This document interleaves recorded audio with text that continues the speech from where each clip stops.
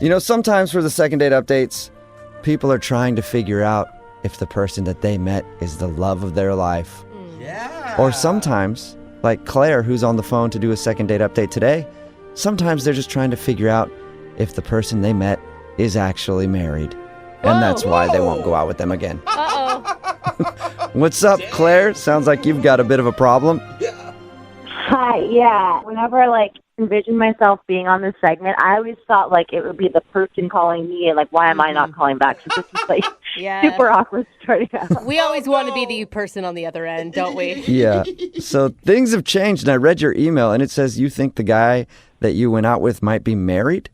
I mean, that's a theory that I have. I have no idea. It's just been a chain of events that have been leading up to this. That there's got to be something else going on because it's just not adding up. Yeah. Do you want the background of it so everyone will know what happened? I don't know Tell us the anything. story. How'd you meet the guy? A few weeks back, me and my girlfriends were at a bar, just drinking, hanging out, and there was a guy that's chilling next to us. So we kind Okay, of good. I thought you were going to say it was a guy and his wife. And then no, very single seeming guys, and we just kind of hit it off. I was a little tipsy, but not super drunk or anything. And what did you like about him, in those first moments? To be honest, at first glance, I'm this is who you think of as the tall, dark, and handsome. He's got to have a girlfriend. But then we start talking, and he's doing impressions, Real Housewives stuff, this random. I was this guy's so bizarre, but that's what I liked about it. Or he has multiple personalities, it sounds like. Exactly. It could be one or the other. So what happened that night? I mean, you guys hung out at the bar for how long? We hung out a few hours. I mean, at the end of the night, we did have a little moment. We had a kiss. Just, really quick. You still sound kind of like you have butterflies over it. I know. See, I'm totally that girl right now. I hate this, but I don't know what else to do. None of my friends have any good advice, so I don't know. So was this before or after his wife came to pick him up? No, he left with the guys. They Ubered home. So basically, I gave him my number, and before I get into bed, I get a text, and it's him, and he says something kind of clever and funny, and I'm just going to bed thinking how cute is he? And he already texted me, so Totally. I'm just feeling great. Nice. Yeah, because you think this guy's super into you, and you guys are going to hang out, I'm guessing. Yeah, so then he was traveling out of town with work and stuff. He was super busy, so we're texting a ton. I would text him a picture of my breakfast or some, stupidest stuff. I thought you were going to say breasts. Yeah, so did I. I was like, whoa. No. I'm I That get got a lot more but- boring for me, yeah. the picture of my breakfast. I'm like, oh, it wasn't that hot and heavy then. Oh, no. But, we did get a little bit, at night. If he was traveling, he'd be I'm lonely, and we kind of, I'm just going to leave it at that. Nice. Okay. Wow. Yeah. Okay. All right, so you guys had a text relationship, and then when did he disappear? He didn't quite disappear, but I'm just why are you always busy? And one night, he's okay, I'm in town, let's meet up. So we thought it'd be cute to meet up at the same bar that we had met at. So I'm all excited, and we get there, and he was just kind of acting a little off. I just thought maybe he was jet lagged. He just was being very formal. I mean, maybe he was nervous, though, because that's a lot leading up to this one moment where you finally see each other again. Exactly, and it's a little awkward. I mean, no big red flag. I wasn't, concerned. I just thought it was a little weird. So we go in, and it's this revolving door thing. He, leads me in. I go in first, and he goes in behind me. And the back of my jacket, something happens where it's, stuck in the thing, and it, jams up. So you got your clothes stuck in the revolving door. Yeah, so it's just, super awkward, and I'm kind of laughing it off, but we have to have, the people from the restaurant, come out, and they, did something where they had to, help it, because he was kind of, caught in there, too. It was just, How long were you guys trapped inside the revolving door? in my head, it was, an hour, but it was really only, 5 or 6 minutes. It wasn't that long. Okay. Long enough to be an awkward start to your first date. Or great, because they say when your life flashes before your eyes, it really brings people together. Well, I hope, but that's not really what happened. So basically, we get all unstuck, and I'm just okay, we can have a drink and get this back on track. I'm done with my glass of wine. I'm gonna, get ready to order one more. And before I can even say another round, he's check please. He kind of interjects. It was weird. So you guys had a 20-minute date, basically. 25 if you're counting the door debacle. Yeah. I think we should count that in just to make it a little longer. So I asked him, and I was hey, is everything okay? And he's just nothing's wrong. He's just like, I'm exhausted. Like, work is actually like really insane. We go our separate ways. And yeah, like it was just not like the date that I had like built up in my head. So how many times have you guys talked since then? Since then, it's been like 8 or 9 days. And he has been like so busy. And in that time, like I have not heard back. That totally sucks because I bet you were like on board. Like, finally, I met a guy that I'm super interested in. And yes, and it's like they either have the looks or the personality. I'm like, this is, full package, and I can totally. We're on the same level of like. It just felt so easy, and then it felt so forced. And I'm like, there's something I'm not seeing, or I'm missing, or I don't know. Yeah. Like, is he married? Does he have a girlfriend? Like, he's just like two different people from the first time I met him, and I'm just like turning into like that girl that is like obsessing. Okay, well, we'll play a song, come back, and then call him and get your second date update and hopefully get an answer, okay? All right, thank you guys. You're welcome, hang on. Moving 92.5. Brooke and Jubal's second date update. You know what they say, when one door closes, another one opens in its place. oh, that's motivational. Unless, of course, it's a revolving door and you get stuck in it, because that means you won't get a call back for a date. And that's what happened to Claire, who's on the phone today to do a second date update. She wants to call a dude named Jordan. They met at a bar and then texted for a while back and forth. He was on the road, busy with work, I guess, and then he finally got back to town and they arranged to go on a date. But now he's not calling her back, and she thinks that the reason could be one of two things. Either he's married, or because she got stuck in a revolving door at the restaurant and the staff had to come help them get out of it. So we'll find out which one it is in just a second. Claire, we're about to call him. Do you have any final thoughts before we do that? Don't even ask me because I'm like already like nervous, so I just wanted to do it. I don't even think about it. But if he's married, I mean, that's something that's not you. So at least you won't feel so bad about that. And unless, of course, he got married after your date. He's like, I went on a date with her and then I realized I couldn't be single again, so I got married to the first person I could find. Then it's you. Oh, come on. Well, thank you for putting that in my head. That's the scenario that I did. No problem. Yeah, always spinning things positively. All right, I'm going to dial his phone number right now. Here we go.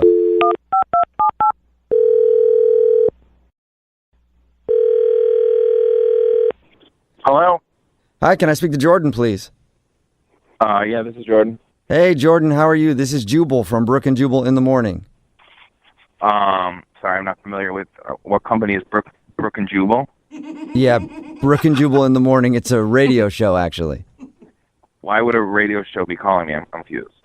Well, because we actually got an email about you from one of our listeners. I don't think I really know any of your listeners. I don't even know who you are. Well, that's a very good point. Yeah, it is a great point, but you do actually know one of our listeners, and you went on a date with her, actually. Really? Her name is Claire. I wanted a date with Claire. Yeah. Well, Claire told us a little bit about how you guys met and how you texted back and forth for a while, and then you finally met up, and then you kind of cut the date short and haven't texted her ever since. So this is a segment I'm going to talk about kind of what happens? We'd like you to. Yeah. Claire would also like you to. And people do this? Like they talk about the date, what went wrong to you? Yeah, sometimes. Yeah. Not all the time, I guess, but Claire really liked you a lot, so she's wondering too. She's like totally clueless. And it sounds like your date was pretty lame. I mean, it wasn't even the date. There's so much more to it, guys. I don't even know where to start, really. Can you tell us anything? I mean, I can say that, like, it was my fault. Like, she shouldn't feel bad about anything, because it's 100% on me. Whoa, what? You're married just like she thought, aren't you? She thought I was married? What? Yeah. Yeah, why She else says that's the only thing she could think of, because you guys texted back and forth a lot. You said you were constantly busy, and then you met up with her real quick, and the only thing she can think is that you have some sort of secret going on, like girlfriend or a wife or something that she doesn't know about. She thinks I'm that horrible of a person? Well, it's an option. Yeah, who knows? Yeah. She doesn't know how horrible you are. She just wants to find out how horrible you are. I'm not horrible. I just feel bad, guys. Like, I feel really bad about this. So you did do something bad. No, I didn't do anything bad. I mean, like, okay, so I don't know, she said we met out one night. She was with a bunch of girlfriends, and I was with a bunch of guy friends. And there was this girl there, this blonde girl, that was beautiful that I was really into, and I was really excited. Like, I really was excited about this girl. Okay. So that happened. We had fun, whatever. We exchanged numbers. Okay. And so when the date happened, I was super nervous. I was like, I'm going out with that girl finally. And I got to the restaurant, and then there was a stranger there. She approached me and hugged me right away. Right away. She knew my name. And I was like super skeezed out. Like, I didn't know who she was, why she was hugging me. And she, was like, oh my God, it's so good to finally see you again. And I was like, what? What? So The girl that I was talking to that night that I was like interested in wasn't the person I thought it was. So wait. Are they two different people, or did you just not remember what Claire looked like for some reason? So Claire, in my head, was that blonde girl that I talked about. It wasn't Claire, the girl that I met at the restaurant. For lack of better words, like, the person I've been texting wasn't the person I thought it was. Okay. So you thought Claire was this other girl until you showed up to meet her for your date? Yes. But Exactly. wait, but you kissed Claire the night that you met her. To be honest, I don't remember that. But, I mean, we were... Okay, so you were obviously pretty drunk when you met Claire. I didn't meet Claire, though. I guess I did meet Claire, but I didn't... You made out with Claire. Yeah. Oh my God. I mean, I guess I did kiss someone. I kind of remember, but in my head, it was that blonde girl that I talked about. It wasn't Claire, the girl that I met at the restaurant. It was not even close to her. I mean, it wasn't her. You mixed them Oh up. my God. All right. Okay, I understand that could be some shock in expecting one person and getting a different person, but you guys still had like a 2-week conversation where you really connected with Claire. I mean, I don't know, though. It was like I thought it was this other girl. I mean, this other girl was beautiful, this blonde girl. Oh. Yeah, I mean, I'm not saying that Claire's not beautiful. She is. It's just like, I was like, I got catfished or something. Like, in my head, it was this one girl, and then when I meet Claire, it was like I couldn't even get past the fact that it wasn't this blonde girl, it's just a mess, guys. You basically catfished yourself. Yes. Yeah, I absolutely did. And I did. Well- But I'm not a mean-spirited guy. Like, you guys got to get this. Like, I feel horrible about that. Jordan, I hate to add another surprise to the whole thing, but Claire, the girl that you met, is actually on the phone listening and wants to talk to you. Oh, come on. Jordan, stop. Like, this is so hard for me to stay quiet. Like, what are you doing? Okay, Jordan, please. Just tell him the truth because, like, I know you're joking, you know you're joking, and this is, like, embarrassing to me if you're, like, doing this. Just, No, please. this is the absolute This is, truth. Why do you think it was so awkward? Like, why do you think I left after one drink? Because you weren't who I thought you were. Oh. It's my fault. I'm not making... See, they're taking this seriously. They're taking you seriously right now. You're wasting people's time. I think he's serious, Wait, though. Yeah, he sounds serious to me, Claire. I'm so sorry, Claire, but I thought you were your friend, the blonde girl. No, Rachel, you did barely talk to her. Stop. This is I talked to her a lot. I don't remember talking to you that much. I mean, I don't know what... It's awkward. I know, this is horrible, but I don't remember talking to you that much. I remember talking This to you. is not real. This is not But it's real. not. No, this is fake. Are you kidding me? Are you being serious? No, Tell me right now. this Like, is- be serious. I am being serious. I'm absolutely being serious. Do you Like, swear? we were all drinking. Of course I swear. I'm not lying. I'm not making up some excuse that, I like, the blonde girl. Like, I thought you were the blonde girl. No, I sent you pictures. Wouldn't you have just said, like, oh, I'm the wrong person? Like, you should have said something then. Like, hello. Because that's the thing, you didn't send pictures of your face. Why did you never send me a picture of your face? Now it's her fault. Yeah. The reason I'm not sending you pictures of my face is because you never wanted pictures of my face. You weren't asking me for that. No guy ever really does, Claire. Claire, can I just ask you, it sounds like he was wasted the night you guys met. Did you not realize he was that drunk? Well, I was a little drunk, too, but, like, Jordan, like, why didn't you, when you saw me at the restaurant, why didn't you say something? Because I felt horrible. Yeah. I can Because see it was that. my fault. I screwed up. I dropped the ball. I thought you were somebody else. I mean, I just feel like this can't. So, like, you, this whole time, you're thinking that I'm my friend Rachel this entire time. Is Rachel the blonde girl? Yeah. Yeah. Yeah. I would love to. I would love if you could connect me with Rachel because I thought that's who you were the entire time. Dude, do not right now. Wow. That is, She's not even fun. she's not even fun. She's not even fun. Well, that leads me to this question. Jordan, would you like to go out on a second date with Claire? We will pay for it. I really feel like you should. Like, now that the shock is worn off, maybe you can just look at her as Claire and it could actually work out. And all those text conversations, like that was like me and that was you. So clearly, like, we were laughing and we were joking when you know, it didn't matter what I looked like. Yeah, I mean, I guess we could do a second date. I mean, I think I owe it to you, and I think we owe it to ourselves to actually sit down and have, you know, a meal together and see if there's anything there. Wow. Well, I don't want you to do it out of, like, charity. Like, do you want to go out with me? Like, No, I'm not doing it out of charity, but I feel bad, so yeah, sure. Oh, wow. yeah, I mean, like, that would be great. Yeah. Okay. So congratulations, Claire. You got your second date. Yeah. Obviously not the way that I saw it, but that's good. Hey. Claire, I'm sorry that whole thing, you know, it went down like that. No, I think it's a good ending overall, so I'm okay with it. Yeah. Cool. You know what? I usually don't suggest where people go on their second date, but I think you guys should go out on another group thing. Like maybe Claire, bring your friend Rachel No. even. Oh, my God. Sweet, I can bring some friends, yeah. Yeah, don't ever hang out with Rachel. Brooke and Jubal in the morning. Text in at 78592 says that was the most romantic second date update I've ever heard. Really? Oh. Is it No, the only I one? think I think they're being sarcastic. Okay. If you missed today's second date update, Claire wanted to call Jordan. They actually met out at a bar and they'd been texting for a while, but then when they went out on their actual date, he was very short, ended things very quickly, and then wasn't talking to her. We got him on the phone and found out why. The reason was he was super hammered when they met, and he got her number thinking it was her friend's number. So when they were texting back and forth and everything, he thought he was talking to her friend, and then he showed up for the date and didn't recognize Claire, and basically he catfished himself. Yeah. I mean, I could see where it'd be a little shocking when you're expecting a hot blonde and Claire shows up. Not that Claire's not attractive, Yeah, okay? and Not he to said take that that. away. It's just, you know, when you're expecting to get sushi and you get a bowl of pasta. Not Yeah. that the pasta's not good. The pasta's good. It's just not what you thought. Yeah, you just didn't have your mouth ready for the pasta, that's all. So he didn't have his mouth ready for Claire. And he Okay. was Oh, not really, but That got weird. he was kind of upset by that. He did say she was cool and everything. He liked hanging out with her, but he was expecting the friend, so it was shocking. But they did agree to go out again on another date, but more like a pity date, honestly. No, I think it's going to work out. They connected without the physical stuff there, which is Yeah, it's but- important.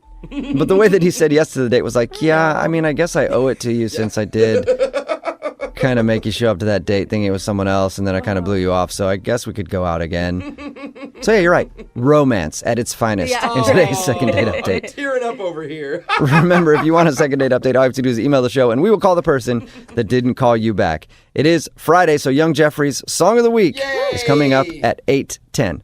Brooke and Jubal's second date update. The guy on the phone for a second date update today thinks he's not getting a call back because of what he chose to eat for dinner. What? And let me tell you, when you guys hear what he ate for dinner, you're going to agree because it's crazy. What are you talking I can't about? believe that he would actually do this on a date. It's nuts. Out of control, I Oh think, my gosh. actually. I think it's going to blow my mind here in a second. His name is Kyle. Kyle, how are you? I'm doing all right. I don't think what I ate on the date was that crazy, but Before we get into your crazy dinner choice, I first want to know how you met the girl that you went out with. so I met this girl named Lena at the local bar that I go to, and Okay. I was sitting down at the end of the bar, and there was this table. There were like 3 girls there, and I was actually kind of trying to make eyes at one of Lena's friends.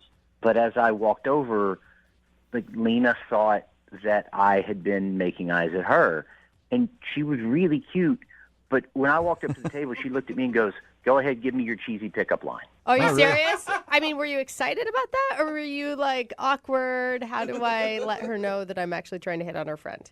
I actually really kind of liked that she just immediately kind of punched me in the nose. Like, I like that kind of challenges and doesn't just, that tells you there's something special about them. That should have been your cheesy pickup line. You should have been like, actually, I was wondering if your friend is single. So you walked over there to talk to one of her friends, and she talked to you first, and then you were, I mean, I guess not stuck talking to her because you seem like you like her enough to do a second date update, but you just had to switch your game up and start talking to her. I just had to switch it up just a little bit. And, my pickup line was, huh? I mean, That was my response. So, Yeah, really smooth. did you guys end up going out, or did you just hang out that night? We had one drink together, and she was just really cool. I had to go. I was meeting my parents for dinner, and so I gave her my number, and she actually called me. Okay. Wow. I like this girl. She's really forward. Yeah, it's You know? awesome. She was really cool, and I mean, dinner was awesome. I picked her up for dinner, took her out, nice restaurant. I wanted to, impress her. I really, thought there could potentially be something there. And Yeah, let's talk about the dinner for a second, because your email said that you think the item that you chose to eat might be scaring her off. And after reading your email, I've got to say, I agree wholeheartedly, you madman. What did you order? This is killing me because I can't imagine ever not calling a guy over what he ate. I just ordered a salad. That's what I'm talking about. But wait, like a dinner salad or like a side salad or like a meal salad? Doesn't matter. There's a Salad. big difference. It doesn't There is. really matter. The point is, Kyle, why do you think ordering a salad is not getting you a call back? Well, I mean, some girls that I've been on dates with have seemed offended that at dinner I only ordered like a small salad. Really? I mean, I tell them they can eat whatever they want, but I'm only going to order a small salad. And sometimes in the past, girls have seemed offended by it. I could see, I could honestly see, I would feel like you were judging me for what I was eating, especially if you added the line, you can eat whatever you want, but I am diet conscious and Okay. I am going to order a salad. Yeah, I when you could put it see that that. I way, mean, it yeah. sounds kind of pretentious almost. But like, I really don't care what they eat. I try to treat my body well, and so I mean that's Okay, see, now that's you what I are sounding pretentious, like, yeah, you can go ahead and order some sort of fried something. I don't put anything like that in my body. Is that the way you posed it to her? No, that's not the way that. I mean, like when I told her, she seemed surprised but not put out. So I can't imagine that that's the way it came out of my mouth. But couldn't you, I mean, if this honestly has been a problem for you in the past, can't you just make an exception for one date night to maybe get, crazy chicken or something? No, like I only eat salads for dinner. That is all that I eat. Why? My body is a temple. I work incredibly hard to make sure that I stay in good shape. Yeah. I feed myself well. I take vitamins. I exercise. I want to make sure that my body is in the best possible shape. Hearing you say this, did you harp on that the whole time? No, I mean, like we talked about her dog. We talked about my family. I mean, we had, we had it. She seemed a little surprised, not put out, like I said. And then from there, conversation went very well. Can I ask, I think it's important to know, what did she order for dinner if you only had a little tiny salad? She ordered a steak. Okay, so maybe she wasn't put out by it. Maybe she didn't care what you ate at all. When the steak came out, like I even like to reinforce that it was an okay decision. I said, "Good for you." I really didn't care what she ordered. I told her, I was like, "That steak looks really hearty." Really? No, that Hey, is that's a not- hefty meal you got there, lady. Good work. That's like when my dad growing up would tell me I'm good German working stock and I was built to carry heavy things. They're just not things that you want to hear. So how did she react after you told her that her meal was hearty? She dug in immediately and cleaned her plate. Okay, so it doesn't seem like the food thing bothered her that much, but that's Either all you that can or think. she was doing it out of spite. Guys, I don't think it was contentious like you're kind of making it out to be. I mean, she got to eat what she wanted. I got to eat what I wanted. Okay. And, yeah. Did you guys kiss at the end of the night? So at the end of the night, drove her home, and I'd been working up the courage all night to kiss her, and she looked at me. We made eye contact, and I leaned in to kiss her, and she turned her head and gave me a hug, and I ended up like almost kissing her ear. Oh, no. I think it was just a miscommunication. I mean, it was a little awkward, but I mean, it was the first date. I understand. I did think that I would get a kiss. It had gone well, but called her. I sent her a text, and was looking to you guys for some help. Okay, well, we'll play a song, come back, call her, and get your second date update, okay? Moving 92.5. Brooke and Jubal in the mornings. Second date update. If you're just tuning in for today's second date update, I'll do something I don't normally do at the beginning of these. I'll go ahead and act out the first date What? that this guy went on. Yeah. Kyle is on the phone with us, and he wants us to call a girl named Lena today. I'll go ahead and act out their first date. They were sitting there at the table, and here's what happened. The waiter came up and asked what they would have to eat. And Kyle said, I'll just have a little salad. Just That's not what he Can I sounds have a like. tiny little salad and maybe just some low-cal dressing on the side? I might just dip my fork in it so there's a little bit of dressing on just each bite, but I'm not going to have too much dressing. And my sweet love, Lena, over there, what would you like? And Lena was like, I'll have a steak. I want a big steak and make it as rare as possible, please. I want to hear that thing moo on my plate because I like steak. It's like Kyle, would you say that's a good representation of your date? It's a funny representation. Oh, but okay. that's nowhere near what happened. I'm surprised you didn't say uncanny. Kyle is on the phone. He wants to call Lena. He thinks the reason she's not calling him back is because he only had a salad on their date and she ate a steak. And at one point, he said to her, hey, don't worry about eating that steak. That's a hearty little meal you got there. So Which bad. could be taken the wrong way. But he said the date was good. It ended with an awkward moment where he tried to give her a kiss and she gave him a hug. And she hasn't talked to him ever since. Kyle, we're about to call her. Any last words? I would just like the chance to explain it and see if she'd be willing to go out on another date. Maybe I could take her out. I mean, I could have tea. She could have coffee or whatever she wants. I don't I'll drink have caffeine. a coffee and a steak. I'm a hard-eating lady. I feel like you should just skip any food dates Yeah. from now on. Like, go for a hike or something. I Drop hope it. when she picks up, that's literally what she sounds like. Hello? This is Lena. All right. girl. I'm going to dial her phone number right now. Here we go, Kyle. You guys are really funny. Yeah. All right. Here we go, man.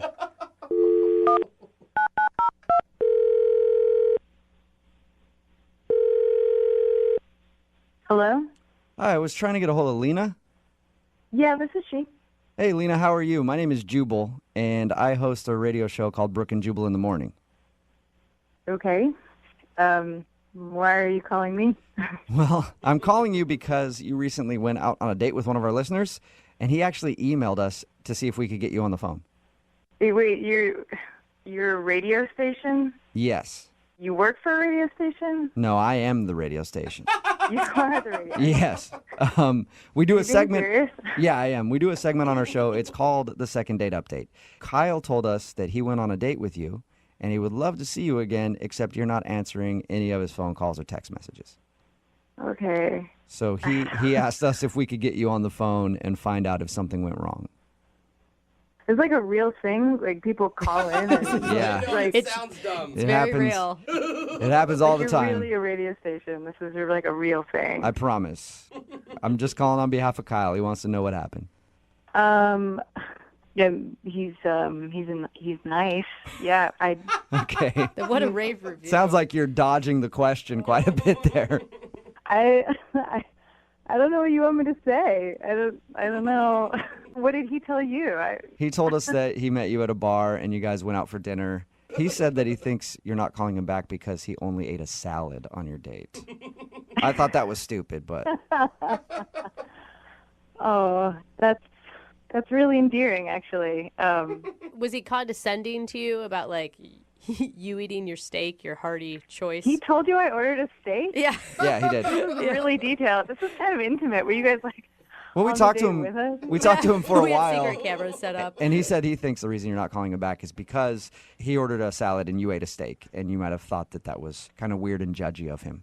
I had high hopes for this one. You know, we met at the bar, and he was a perfect gentleman and seemed really sweet, and we got along great. He seemed totally normal. He seemed, which means he wasn't totally normal. Yeah, it's always the ones that seem normal that are the weirdos. I don't know if that's... So what did he do that was so weird? He just did something, like, throughout the whole night, actually, that was just totally grossed me out, to be honest. He did What something was that it? was nasty?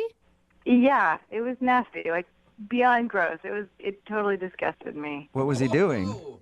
This happened like 3 or 4 times, but throughout dinner, the whole evening, he would just casually, still gives me chills thinking about it. He would just like casually take out his car keys and dig around in his ear and pull out like a wad of earwax. Shut up! Did you just say what I think he said? That is so gross.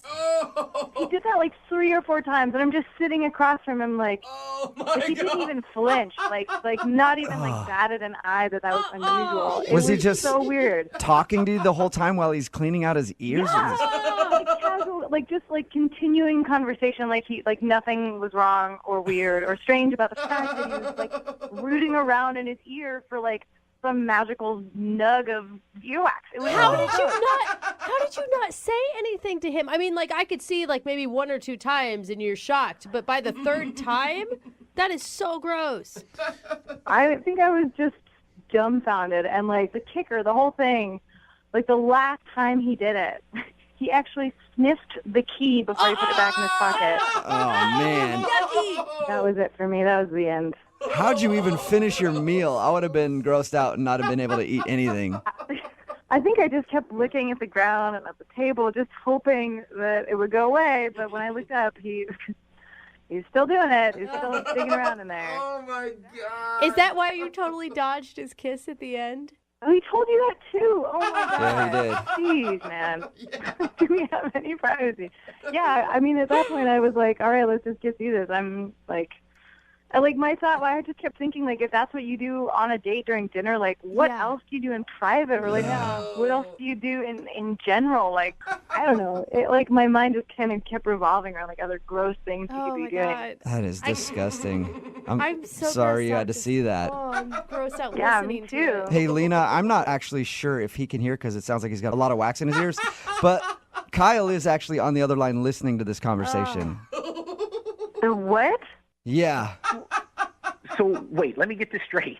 Your complaint, your big problem with the date is that I was cleaning wax out of my ears? Oh, it's so gross.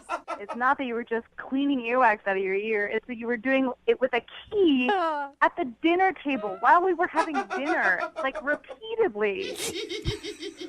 First off, I didn't realize that I was doing it, but there's nothing disgusting about freeing your body of toxins. There's nothing weird about making sure that you don't have wax build up in your ears. I'm always dealing with that. I'm always working to get the toxins out of my body. I'm trying to keep myself healthy. And earwax is unhealthy for you. It's a toxin. And, normally I try to, get my ears rinsed out on a regular basis. But that day I was busy. I was running late. And I didn't realize it was that noticeable. I don't even, I don't know what to say. It was so gross and it was so noticeable. Like, I'm surprised that I made it through dinner. It's a bad habit, but I'm sure you have bad habits, and I don't judge you because you ate with your mouth open. Excuse me? I was not eating with my mouth open. I wasn't raised in a barn like you that, believes that you can just pick your earwax out of the dinner table. Like, that is so different from you, like, scraping stuff out of your body and putting it on display at dinner. That is disgusting. Look, I'm taking toxins out of my body. I had to sit there at dinner and watch you fill your body full of poison. Watch you eat that my steak. God, Do you know how long a steak stays in your intestinal tract? It does stay for a long time. Oh, my God. My gosh. Hey, What Kyle, is your there's a problem, big Kyle? difference between pulling out your keys and rooting around in your ear. And then also she said you were smelling it. You don't remember doing that, or do you remember doing that? I don't remember doing that. Sometimes I do smell the wax to make sure it just smells healthy and not incredibly toxic. It smells healthy. It smells like wax. Kyle, what are you talking about? How are you just like really embarrassed right now and this is some weird defense thing that you're doing? Because... No, I'm not embarrassed by it. Okay, I didn't realize I was doing it there at the table, but it's something, I'm incredibly health conscious. It's something that I do. I have bad habits. You have bad, we all have bad habits. At least she's finding out on the first date. No. I don't know what kind of other bad habits you have, but that is a total reason to not go on a second date with someone. Like, that is the epitome of why I would not go on a date with someone. Especially if you think it's like a healthy choice. Like, that's kind of horrifying. Like, what else do you do? Do you like pick your nose to clear your toxins out? Smell that too, or like taste that? No, obviously you don't take care of yourself. You don't take care of yourself. I don't taking around and eating meat. your wax out is taking care of yourself and eating a salad every whatever. I keep my body clean. I keep my body free of toxins, and I will not apologize for that. Man, well, you're gonna keep your life free of women after this. Like, no one can date a guy like that. Well, That's a good point. I think this is a good time to ask, Lena, Whoa, dude. would you like to go out with Kyle again on a second date? It sounds like you two have hit it off and have some common ground here. Oh yeah. Oh sure. Yeah. Hell no. I will pay, God. if you guys go out on a second date, I will go with you and I will clean his ear out the whole time so he doesn't have to do it. I don't know if I can You couldn't watch You that. couldn't pay me to go on a second date with her at this point. Oh, wow. Oh, man. All right. Well, is Kyle, so at least you know weird. why she wasn't calling you back now. Yeah, and thank you guys so much for saving me from this nightmare. I'm thrilled that I won't be going on a second date with Lena. Yeah, there's a lot of other ladies out there who love earwax, dude. Don't worry about it. Brooke Brooke and Jubal in the morning. A lot of people waste their time trying to find love, online dating, or having friends hook them up with somebody that they think would be perfect when everybody knows the only place to really find true love is in a crowded men's bathroom at a dirty bar. We all know that, right? And that's where Eric found the girl that he wants to call today. Wait a in the minute. men's bathroom at a bar. What's up, Eric? That's not entirely true. That's what your email said. Well, she wasn't standing in the bathroom. I was at this bar, and the girls' line was like down the hall. It was really a long line. She looked like pretty upset, so I was like, "Hey, why don't you use the men's bathroom and I'll watch the door?" Okay, so she did use the men's bathroom, Yes. and you stood guard and listened to her pee. Yeah, I don't know about listen. All right, so tell us more about her. I mean, your email said how you met and that she's not calling you back, but how'd your evening go with her? Well, her name was Penny, and she was really nice, so she thanked me for watching the door for her, and I asked her if maybe she wanted a drink, so we went over to the bar and got a drink together. And you are a gentleman, and you even paid, held the door. Yeah, I think we got along really good, just back and forth. I asked her what she did. She asked me what I did for work and everything, which right now I'm out of work currently, so... So you impressed her with that line. Yeah. What do you do for I work? was truthful. I wasn't going to lie to her. Yeah, okay. That's good. It's good that you didn't say, like, I'm an entrepreneur. Yeah. So what did you guys actually do on your date? We didn't go on a date. Oh, okay. So she's not calling you back just after this one night you met her at the bar? Yeah, exactly. So when we're at the bar, we're talking and everything, and I wanted to ask her out, see if she wanted, so I didn't know how to do it. Yeah. And we're just standing there talking and everything, and I saw this rose laying on the bar. So I grabbed the rose, and I gave it to her, and I said, "Hey, if you take this and go out with me, I'll get you 12 more." Oh, my gosh. You did not just say that. Did she actually like that? She loved it, yeah. I mean, she said yes. She took the rose. Did she notice that you stole it from somebody else? No, I don't think so. All right. And so you guys, what, you got her number there? Yeah, we exchanged numbers, and then we texted. It seemed real friendly and everything. And then it just started to get weird. It seemed a little more distant, so I just asked, like, what's going on? Why the cold shoulder? And then after that, I never got a response. What do you mean it got distant? I don't know. It was like, hey, how you doing? Like we were leading up to something, and then it just seemed like something went away. I didn't get it. All right, so you met her this one night at the bar. You had a conversation over drinks after you helped her pee. And you liked her so much that you want to do a second date update just after that meeting? Yeah, I liked her. I really want to go on a date with her. How long did you guys spend together at the bar? Half hour. So after a half hour, you're willing to do a second date update? Yeah, half hour's a long time. Got through a lot in a half hour. We talked about a lot. I mean, she was real pretty. Blonde hair, blue eyes. She likes sports. I mean, she seemed perfect. Yeah, it sounds like your guys' souls really connected over those drinks. I mean, you don't really know anything about her. Are you sure she's even single? I don't think she would have let me buy her a drink. I mean, I hope she's single. Oh, no. Yeah. Trust me. She could be she could be like married for 40 years, still let you buy her a drink. And give you the number. Yeah. All right, here's the deal, guys. Like, I never get to meet, like, I never had the opportunity, like, with someone this pretty and everything, and I feel like I'm almost there. So I really want to hook up with this girl. I really want to talk to her. I want to know what's up. Okay, so basically she's the hottest girl that you've ever had a conversation with. Yeah, well, I try to talk to a lot of hot girls, but this is the only one that actually talks back to me. Nice. Hey, I completely understand then why you want to do this. Oh, my God. Why do you think that she's not calling you back then, or why do you think she stopped texting you? I don't know. I mean, I thought everything went fine in the bar. Maybe she saw me grab the rose. I didn't steal it from someone. Maybe she saw me grab the rose off the bar or something. Maybe she thought that was classless. I don't know. She gave me her number. What was the last thing that you guys said to each other? It was really nice meeting you. I can't wait to go out, and I'll hit you up tomorrow. And what'd she say back? She said, thanks again for watching the restroom. That was really nice of you. So thanks again for watching the restroom while I pee, and that was it. And that's the last thing you've heard from her? Yeah. All right. Well, we'll play a song, come back, call her, and get your second date update, okay? All right, sounds good. All right, man, hang on. Moving 92.5. Brooke and Jubal in the mornings. Second date update. You know what that is? Can anybody tell me what that is? No, go That- with water dripping. Water dripping. Is the sound of a budding new romance.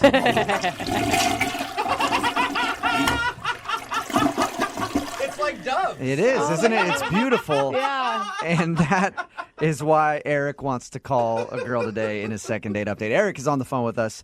He told us about how he met this girl at a bar. He met her because she was standing in line for the women's restroom. It was really long, and he was like, let me be your knight in shining armor. I'll stand guard. You can go in the men's bathroom. And then they struck up a conversation after that. They talked for about 30 minutes, but now she's not texting him back. And he wants to get a hold of her really badly. Why? Because in his own words, she's the hottest girl that's ever actually talked back to him. So sad. All right, Eric, are you about ready to give Penny a call and get your second date update? Yes, I am. And Eric, what did Penny do when you guys were talking? I forgot to ask, that gave you the indication that she was legitimately into you. I don't know if it's anything she did. I mean, the fact that she was talking to me for a half hour and then even gave me her number when I asked for it, that seemed like a good thing. What's your success rate usually when you ask a girl for a number? I don't know. I'd say this went well. I don't know. They usually don't go as good as So it's not that good usually. Good. Okay. Well, I'm going to dial her phone number right now and get her on the phone and see if we can get your second date update, okay? All right, thanks. All right, here we go.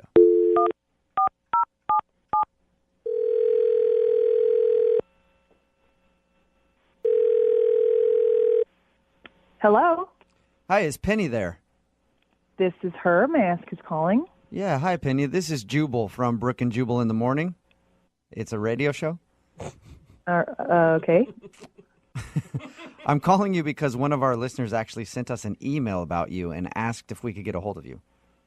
Well, I've never heard of your show, so I don't know anybody that would listen to it. Well, you do actually. You know one person at least who listens to it, and he liked you so much that he wanted us to get a hold of you. Okay, and who would that be? That would be a guy named Eric that you met at a bar recently. Are you serious? Yes, I am. He sent us an email and told us about how he met you and had been texting back and forth that you really wanted to take you out on a date, but you've stopped texting him. So he asked us if we could get you on the phone and find out if something happened. Wow. I'm not sure what you guys know about. I mean, I don't know what he told you, so. He told us, he pretty much just told us that he met you, you were standing in line for the restroom, and then he helped you use the guys' restroom. You guys talked to the bar for about a half an hour and have been planning a date, but then you just dropped off the face of the earth. Oh. You dropped out of Eric's world and he can't stand it, Penny. So is that true? Did it really happen? Yeah, so that's true, but he was so rude and so clueless to how rude he was that I didn't just drop off the face of the earth. There was very specific reasons why I just decided never to connect with that person again, ever. Would you mind telling us? Why'd you give the number if he was so rude? I felt bad. Like, I almost kind of felt bad. I mean, this guy was never, ever going to be with a woman. I just ever? Don't see it. He'll never be with a woman ever. What did he do that was so rude? Well, after he held the bathroom door for me, I made the huge mistake of sitting down for a drink with him. He offered to buy me a drink, which I said yes to. These all sound like nice gentleman things to do so far. They sound really nice. They start off to be really nice, gentlemanly things to do. And then he keeps talking, and his mouth just doesn't stop moving.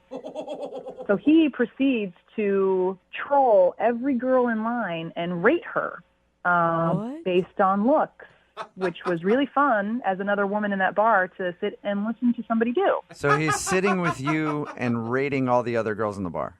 Oh, yeah. I don't know if he was bored or he thought this was a great idea, but he said, look at all those trolls standing in line, and he wanted to just, like, rate them on a scale of 1 to 10, one by one. And I didn't even get to finish my sentence, and he just starts, like, laying into him. Did you try to interrupt him and stop him from this? Oh, yeah. I kept asking him to talk about something else, and he was just, things like, oh, that girl, there's a 4. I mean, her eyes are too far apart. She's got hairy eyebrows and bad skin. And, like, one at a time, like, oh, she's like a straight-up garden gnome, man. Like, she's, like, short and squat. And, like, I mean, he was cracking himself up. He thought he was Mr. Funny Ha-Ha. And I don't think that he has ever had a girlfriend in his entire life because somebody would have stopped this a long time ago. You know, he did tell us that you're the hottest girl that's ever spoke to him. Oh, well, that is a compliment, I'm sure. I'm surprised he said I was the hottest girl because he actually wanted to rate me as well. So what did you say to him when he told you that? I asked if we could not do that. I said, let's not do the rating thing anymore. Let's move on. Let's try to talk about anything else, anything. And did he give you a rating? Oh, yeah, he gave me a rating. He was adamant. He said, nope, I'm going to hear the rating because it's a good one. Okay. I'm guessing he's like, oh, you're a 10. Look at all those other 4s and 5s. I'm sitting next to the 10 in the bar. You think he would because he's trying to hit on me, but no, that ass gave me a 7+. What does a 7+ even mean? I guess it's better than a 7, but worse than an 8. And he went on and detailed about why he gave me a 7+. Oh. Are you serious? So he actually went into detail, huh?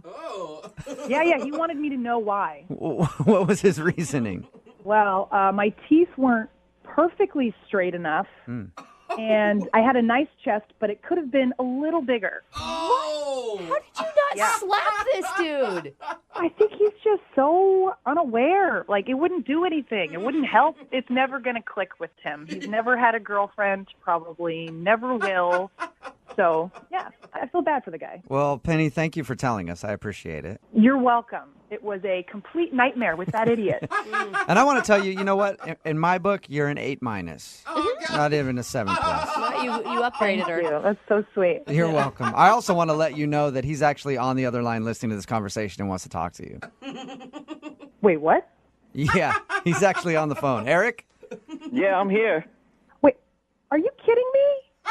Penny, you didn't find that entertaining? Making fun of the girls in line and everything? We were rating them? That's so mean. Dude, that was so mean. I was trying to be nice to you. It was like, I felt like I was stuck with you, man. You bought me a drink. No, it was no fun. There was no fun. Yeah, well, you were going right along with it. I thought we were having a good time. I knew some of those girls, by the way, that you were making fun of. No, none of that was fun. Where are you ever going to find another guy like that who would come up with a game like that? You know, I'm a good time. I'm a fun time. We do things like that. Okay, I will hope that I never find another guy like that, and you are anti-fun. That was the most unfun thing I think I've ever done, ever. I mean, you got the best rating out of everyone.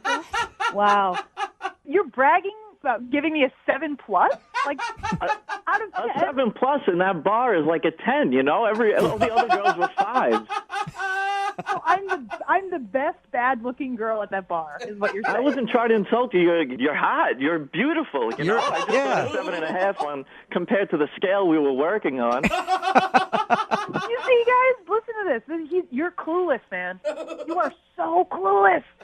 Listen, I know what women want, okay? I know what they need, and I don't know what you're talking about. It sounds like it's Eric. She just doesn't know what she needs. Oh, that's what Penny. it is. That's right. Would you like to go on a second date with Eric? We'll pay for it. Absolutely not. Not ever again. I hope I never talk to you again. No, please.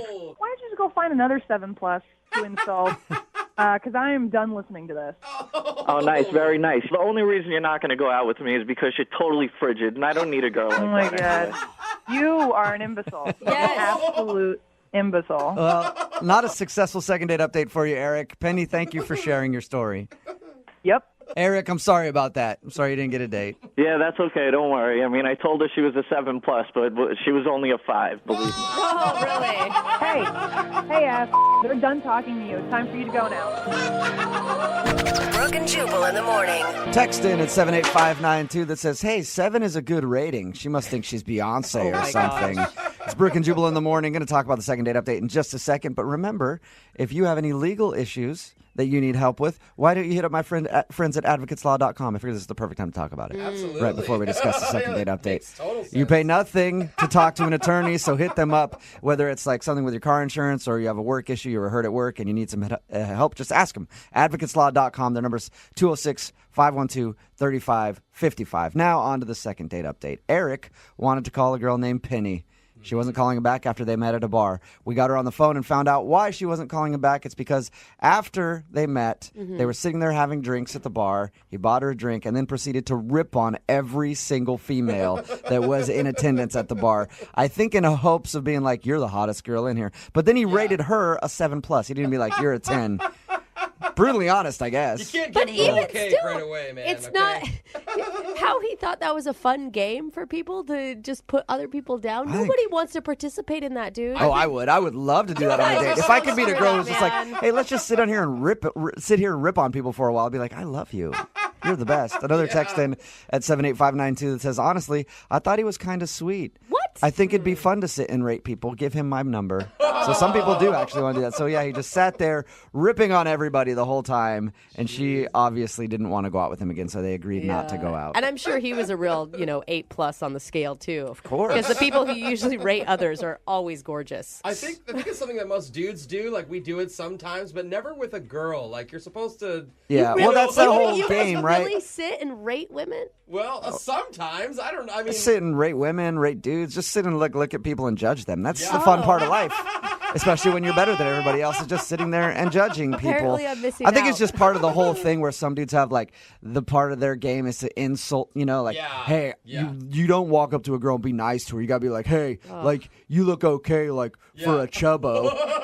For a chubbo. And then apparently that's supposed to get you some points or something like that. Oh, yeah. because that's hard to get when you just make people's self-esteem So plunge. they agreed not to go out again. Remember, if you want a second date update, all you have to do is email the show, and we will call the person who didn't call you back and hopefully find out what you did wrong. Brooke and Jubal's second date update. We've heard a lot of bad dates on the second date update. Today, though, might take the cake for the worst date ever What? Oh, no. How? in the history of dates. Dude, we had a guy poop himself a week ago. This would be way more painful, in my opinion.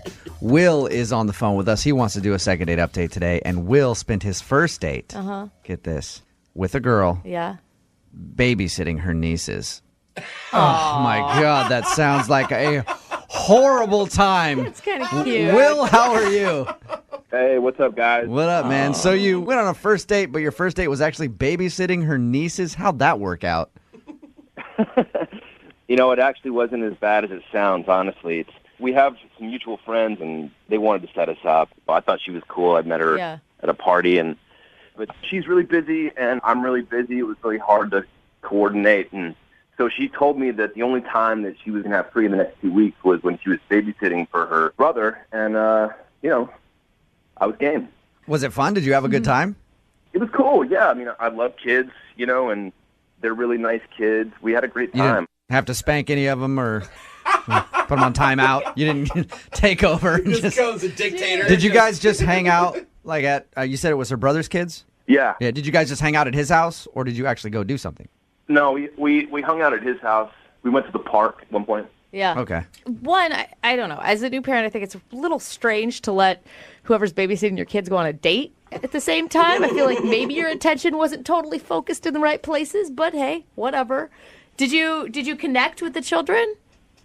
For sure, yeah. I'm great with kids. Yeah, that is a sounded weird question. Yeah. I mean, like, did he have fun? Did you have one-on-ones Yeah. with the children? I think the time was more about his date and not if he wants to become a stepfather to these kids. I was wondering if his connection with the kids impressed the girl. That's all There I'm you trying go. to say. Okay. Did it? Did she seem impressed with how you were able to handle children? Okay, that sounds creepy. God, you. Okay, let's just forget about the kids for a second. How'd the date go? It was great. Like, we went to the park. We made mac and cheese. I thought we were having a banging time. Banging time. And did everything seem okay on her behalf? Like, did you guys end up kissing or making out? Like, put the kids to bed? Well, here's the thing, man. I mean, I told you we were making mac and cheese at one point and, like, laughing. The kids were in the next room watching a movie, and the whole thing was going so well, and I kind of got caught up in the moment, and I went in for a kiss, and she was not into it.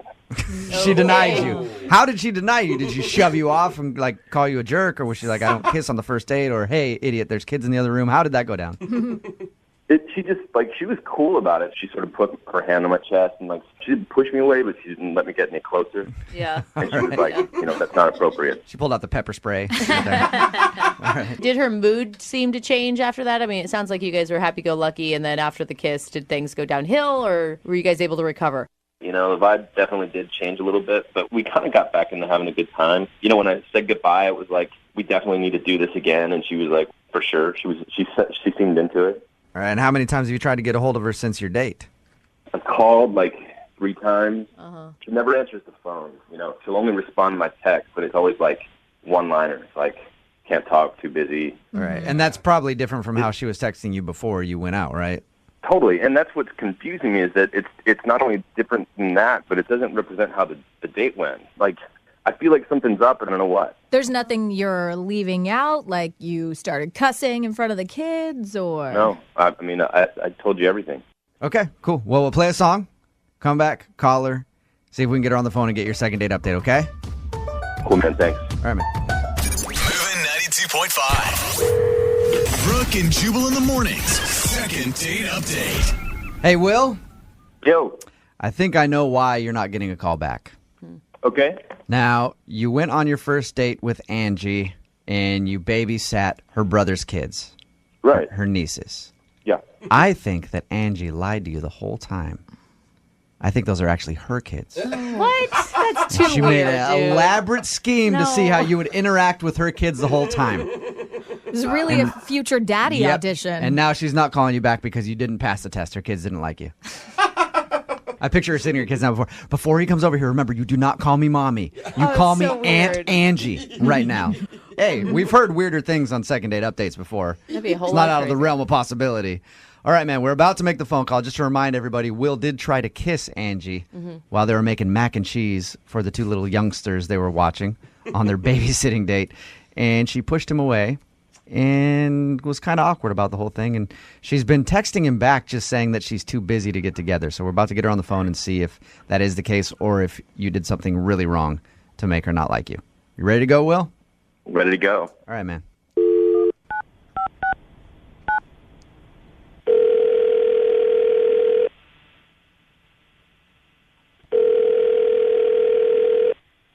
Hello, Hi, can I speak to Angie, please? this is her. Angie, how are you? This is Jubal from Brooke and Jubal in the Morning. Wait, who? Jubal from Brooke and Jubal in the Morning, the radio show? Okay. Okay, clearly you're not a listener. That's fine. Hey, no worries. We do a radio show. My name is Jubal. I'm also here with Brooke Fox, Jose Hey. Bolaños, and Lydia Cruz. Hey. Hi. We're calling you this morning because you recently went out on a date with a listener of ours. Do you remember going out with Will? Yeah, I remember him. Okay. Well, Will has been trying to get a hold of you, and apparently you keep texting him back that you're busy. Yeah. Are you really busy, or are you blowing him off? That's the question that we want to know. I am really busy.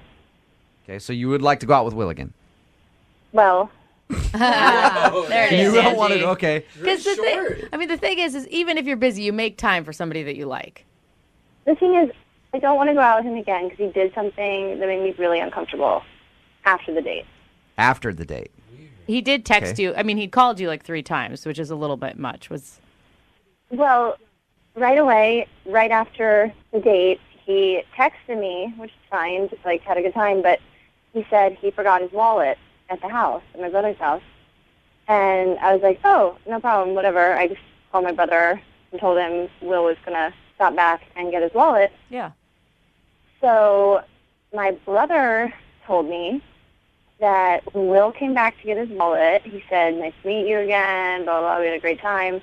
By the way, Andy's really uncomfortable and doesn't want to say anything, but she'd really like you to pay her when she babysits your kids. What? He's like negotiating with your brother over babysitting fees? Is that true? Is that something that you told him on your date that you wish you got paid for? No. First of all, I love spending time with my nieces. Yeah. Happy to help my brother out. I work. I don't need to be paid for babysitting. I have my own money. I just like spending time with my nieces. So I'm just like mortified, and I'm telling I told my brother that I didn't put him up to that, but like my brother, now I don't know if my brother believes him or believes me, and like now I feel like such a squeeze. But also the other thing is, Will has been calling me and texting me, but never said one word about this. Wait, that's not true, though. That's a total lie. Will? Yeah, Angie, that's Will. He's actually on the other line listening. Will, you were supposed to wait until I called you into the conversation. I can't wait. All right, she's lying. It's not true. I'm not lying. You said that you felt uncomfortable not getting paid, and I wanted you to have the money. I never, ever said that. I never would say that. I never said that to you. So you're telling me that you didn't say at dinner, when we were sitting down at dinner, that it would be great if I got paid for this, but I'm not. You didn't say that. I didn't say it like that. I was joking. I did not say it at all seriously, and I did not say it like that. Will. And I did not say it in any way that would give you the right to go talk to my brother about it. Yeah, Will. Yeah. Even if she was serious, you went on one date with her. Why do you think it's your place to hit her brother up like that? I was trying to do what was right for her. I was trying to have her stand up for herself.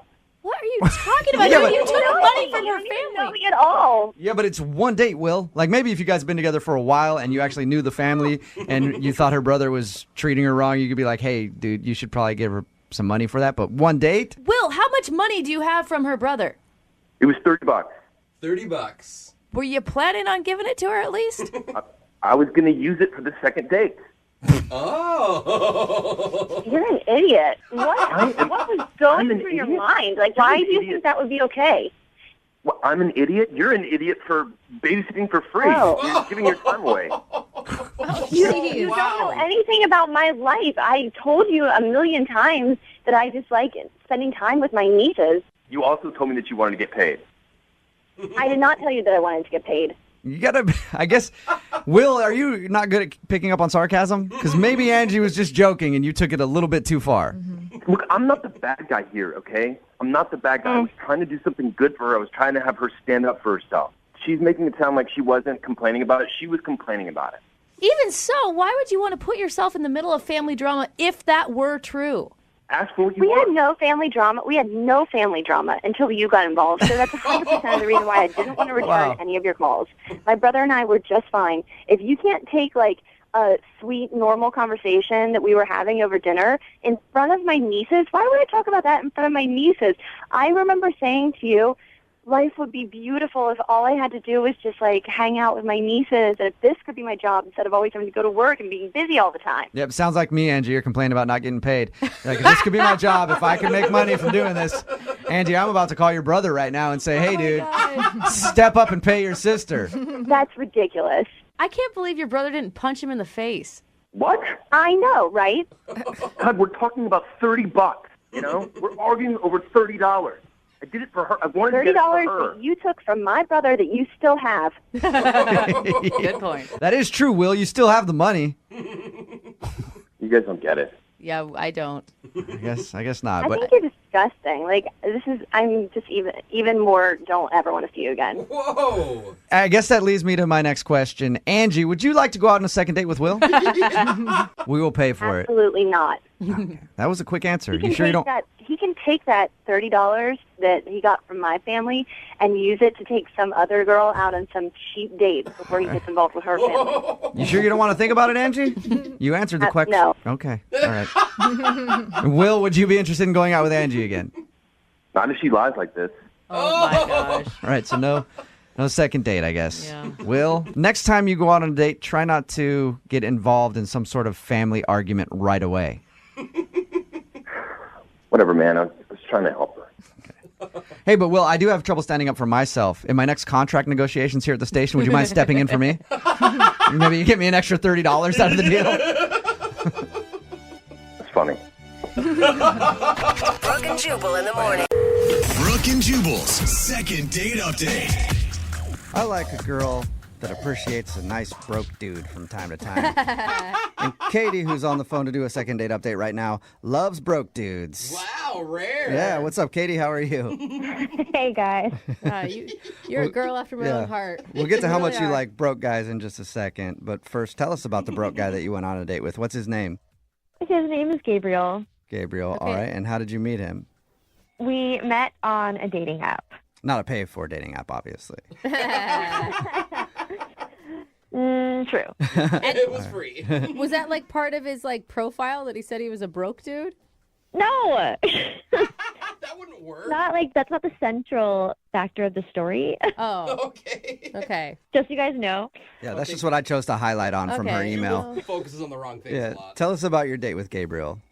We had a great date. I mean, and honestly, like I've been on and off dating apps for the last year. Mm-hmm. Like a few, like Bumble, Tinder, OkCupid. I've really tried a lot. And some have been really bad, but some have been good. And Gabe, this one with him was actually one of the best I've ever had. I've Wow. never felt like I've met someone online and really, really, really liked them. Oh. Yeah. That's so sweet. Yeah, and it sucks even more that you're not getting a call back now. Yeah. Exactly. And that's why I wanted to talk to you guys. Tell us about the date and why I keep calling him a broke guy. You should probably explain that. I'm anxious to find out. Yeah. So, so we met at a restaurant, and it was kind of funny because we sat down, and he looked really nervous. And I've done this a lot in the last year, and it's kind of just like it doesn't really work me up anymore. And I looked at him and just said, "You don't have to be nervous." Yeah, right. And I thought maybe, I don't know, maybe he doesn't do this a lot. Maybe I intimidated him. Maybe he thought I was pretty. I don't know. But either way, I just kind of wanted to let him know that it was cool and it's okay. No pressure. This is just fun. Right. Did that help? Well, he said that it wasn't that and it was something else. Oh. And so I asked him what he was talking about. And he said, to be honest, I just don't think I can afford the food here. Oh, sweetie. No. So that's your broke joke thing, whatever. Yeah. And then you laughed at him and left. No. No, I laughed because I was not expecting that. And I told him, wow, I said, you're a breath of fresh air. Because honestly, I love that you are honest. Right. Yeah. I don't know. I was not expecting him to say that. And it wasn't a turn off to me that it was too expensive. And I appreciated his honesty. I've done that before. I've definitely looked up menus ahead of time and changed plans. Yeah. Right, totally. So what'd you guys do? Did you leave or did you offer to pay for the meal? So I said, well, let's just get out of here and go somewhere else. And, he was kind of worried and said, are you sure? Is it okay? And I said, yeah, it's totally fine. Let's go. I didn't want it to be weird or uncomfortable. Yeah. So we left and just went down the street and grabbed some gyros and beers at this little hole-in-the-wall place. Dude, perfect. Yeah, it was, it's great. I don't care where we are. I just wanted, meet someone and talk to them. And it was super fun. And the honesty must have made you feel comfortable with him, too. Yeah.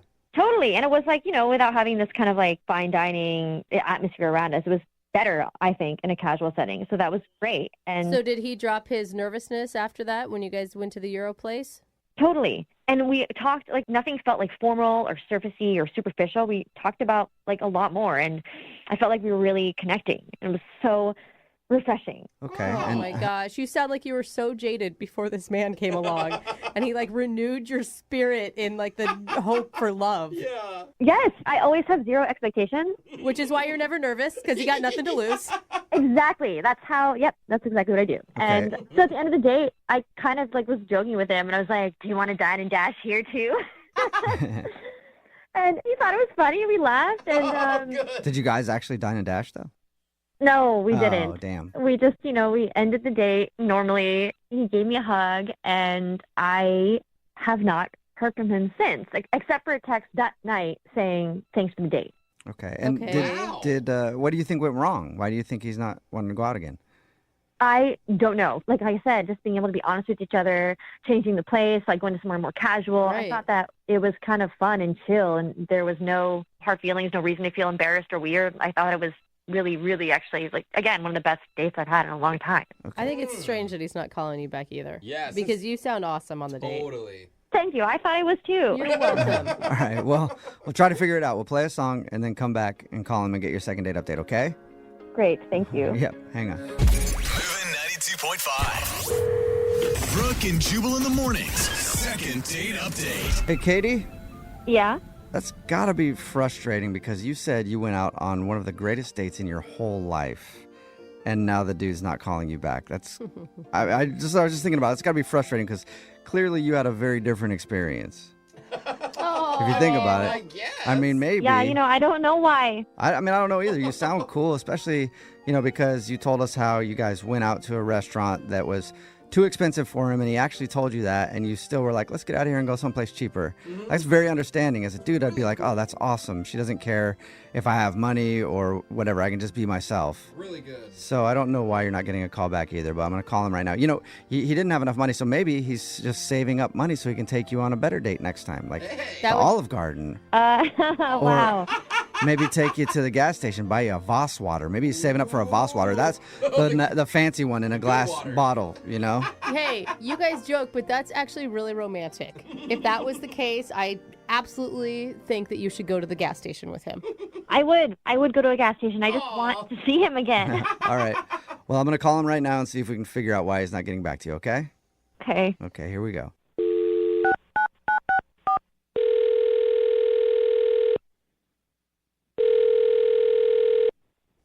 Hello?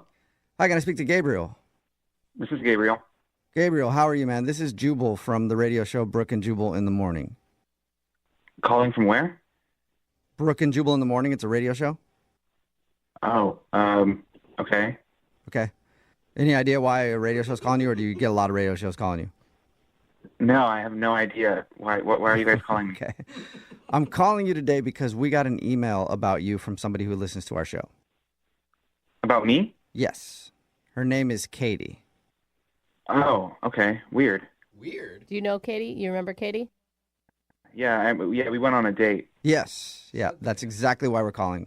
We do a segment called the Second Date Update. That's where if you go out on a date with somebody and then end up not calling them back after, they can email us to get you on the phone and ask what happened. Slow down for a second. Why isn't she calling me? Why doesn't she just ask me herself? Well, because apparently she's tried to get a hold of you, but you won't text her back or call her back. So that's why she hasn't asked you herself, because you won't respond to her. Yeah. Pretty good reason. That's the problem. It's the whole point behind what we're doing right now. I get that, but she contacted a radio station? Wait. Yeah, I mean, It's weird. how else is, she didn't have any other way to get a hold of you, and she wants to know what's going on. So bizarre. Okay. Do you like Katie? She was nice. Yeah, she seems like a nice person. You know, she said that the date she went on with you is one of the best dates she's ever been on in her entire life. That's sweet. Yeah, no pressure or anything. Yeah, and she can't think of any reason why you wouldn't want to go out with her again. Did she do something wrong on your date? You know, she just has kind of a unique view on how life works, and I wasn't really my thing. A unique view on how life works. Can you explain that a little bit more for us? You know, it's kind of embarrassing. I don't know if I should. Okay, embarrassing for her, you think? It might be. Okay, well, she's prepared to hear whatever you have to say. I mean, that's part of the deal when you do this with the show, is you might hear something you don't want to hear, so... And how could her life view be embarrassing? I don't know. It's her thing. It's not my thing. I don't know if it's embarrassing to her. Why don't you give it a shot and see? Yeah, we'll tell you. She just wants to know. All right, well... Look, she mentioned during the date that she's a virgin. Oh. But when she told me, I was shocked. I wasn't sure how to react. Yeah. Okay, so what, just too much pressure knowing that she's a virgin? I think I should clarify exactly what she said. Okay. She said she was a reimagined virgin. A reimagined? Reimagined virgin. Right. And I was confused. Like, oh, so are you born again? Are you religious? And she said, no, it's not like that. It's just that after every hookup with a guy, I reimagine myself as a virgin. What? Wait, so she's having sex on the regular, but just imagining herself as a virgin afterwards.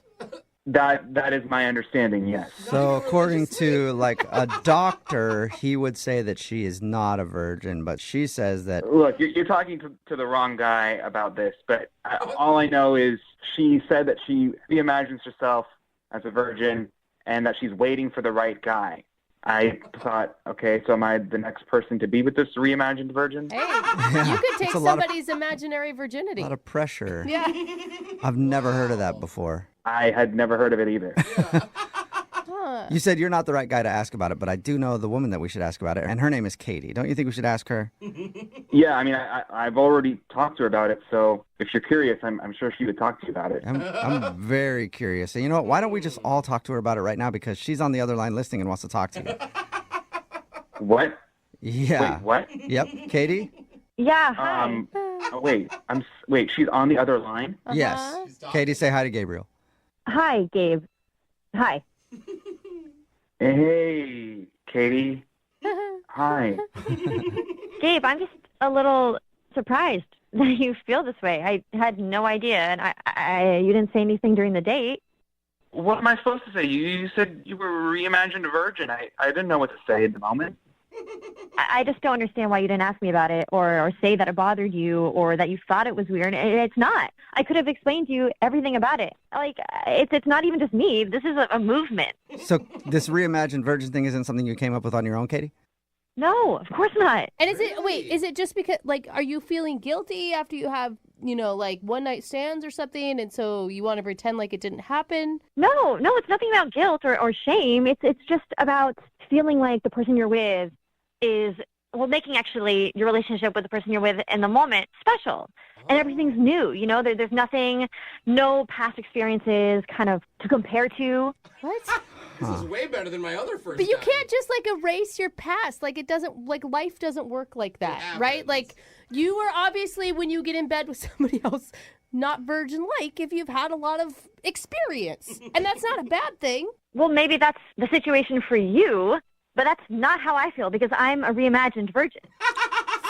So do you act all scared and timid during it, or what's the? It's not really about acting scared and timid. It's just being with someone without feeling like you have to be a certain way, remembering how your last partner liked to do things. You know what I mean? It's discovering everything together sexually, right? Okay, that's not a bad message. Weird label. Yeah, weird label. Yeah, maybe you guys are getting this, but I still am kind of at a loss. I don't see how someone can go through and think that they're a reimagined virgin. Yeah, Katie, why reimagine yourself as a virgin? Why not just go, I've been with 10 people, but now I'm with you?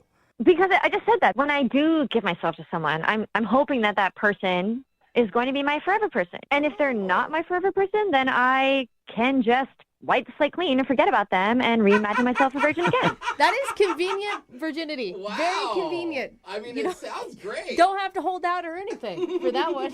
See, that's what I mean. That's a big responsibility. And I don't know how I feel about that. Yeah, but Gabe, couldn't you just reimagine yourself as a virgin, and then it's two reimagined virgins together? What you're describing sounds like two people just doing a lot of drugs and not remembering anything. It does, actually. It actually does. Well, And if she does that with me, it means that she wants to be with me forever, and I'm not ready to have that commitment yet. Yeah. No, it's actually the opposite. There's no responsibility because, like I just said, if it doesn't work out, I am able to just wipe that slate clean. You know? Yeah. I do see the pluses, but it still sounds weird to me. Okay, well, maybe it sounds weird to you because you've never tried it. I haven't. I'm going to do that. yeah, I'm going to reimagine myself a virgin right now, yeah. You said there's no religious connection, no religious affiliations. Age doesn't matter. Anyone can do it. Oh, Done. anyone. Number of people you've been with doesn't matter. Like, who cares the number, right? Done. I'm a virgin. Okay, you guys are laughing about this, but thousands of people are doing this, and it's not weird at all. 1,000? You know, Who are marriages the will 1,000? probably I've never last heard a of this lot in my longer. entire life. Well, Gabriel, would you like to learn more about reimagined virginity and go on a second date with Katie? We'll pay for it. Katie, look, you are a nice person. I am not interested in another date. Aw, come on. The reimagined virgin thing is just too weird. See, too weird, or Katie, you could look at it this way. He's respecting your reimagined virginity and doesn't want to take that from you. Oh. Okay, I guess. Gabe, thank you for respecting my reimagined virginity. It just sounds Yeah, You're welcome. it's too bad, Gabriel, because I feel like Katie the Virgin could have taught you a thing or two. Brooke and Jubal in the morning. Text in at 78592 says, can I be a reimagined millionaire? Sure, you can imagine yourself anything, I guess. Talking about today's second date update. If you missed it, Katie wasn't getting a call back from this dude named Gabriel. And when we called him, we found out why. She mentioned during her date that she is a reimagined virgin. Never heard anything like that before, but she explained it to us. It's not religious or anything, but after she hooked up with the guy, she just reimagines herself a virgin again to keep things new and exciting. So no matter what, she's always a virgin until the person she marries, and then she won't be a virgin. That's what she said. He thought the idea was extremely weird and didn't want the responsibility of taking somebody's reimagined virginity. Too much pressure there. A lot of imaginary Yeah. responsibility. So no second date for them. Remember, if you want to do a second date update, all you have to do is email, and we will call the person who didn't call you back. Young Jeffrey's Song of the Week is coming up at 8:10. Brooke and Jubal in the morning. Really good way to ensure that you're probably not going to get a second date is if you're a dude and you're out with the girl that you're taking out on a first date and she says, hey, I don't really want to go anywhere else. Can we just sort of stay here? And then you go, no! You're coming with me somewhere else whether you like it or not. Good. They love that. Uh-huh. That's apparently what happened with Justin, who is on the phone with us right now. He wants to call a girl named Carla. In his email, he said that he planned a fun little date where they were going to go like bar hopping to a bunch of bars. And by the time they got to their third one, she wanted to leave it. He was like, no, we have to go to the fourth bar. I planned 4 bars. And so that's why he thinks he's not getting a call back. Justin, did you do it like that, or were you not as aggressive as I picture it. I don't think I was quite as aggressive as that. Okay. So why don't you tell us how it happened? So we're at the third bar, and we're having a great time, but she starts to complain that her feet are starting to hurt. And I didn't think too much of it. You know, like, girls complain about that all the time. Is she wearing... Now, was she wearing heels to this bar hopping date? Yeah, well, they were kind of like, not like high heels. Did you tell her prior to the date that this was what you guys were going to be doing, walking a lot? Well, no, because I wanted to surprise her, because I thought that would be more fun, kind of like an adventure, you know? If I was wearing date night heels and I had to walk to 3 different bars, it makes you feel like you want to cut your feet off. Really, sometimes it hurts that bad.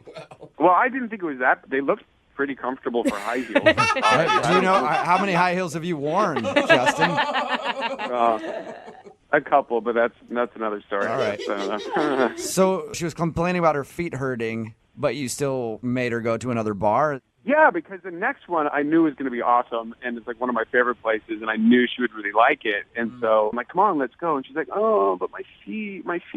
I'm like, no, come on, we'll go to the other bar. It'll be awesome. She's like, I really don't want to go because my feet are killing me. Why don't you get it? And I'm like, come on, so take your shoes off and let's go. Oh, the good old Vegas So just trick. pressuring her into going to the next bar.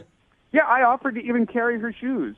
Okay, but if she says I like that. But if she says she wants to stay, why not just go, okay, maybe we can go to the 4th bar a different time? I don't know. I was just excited. I was excited. I was in the moment. I wanted to show her around. I guess I probably should have thought about that because she seemed pretty upset. She was kind of pissed off.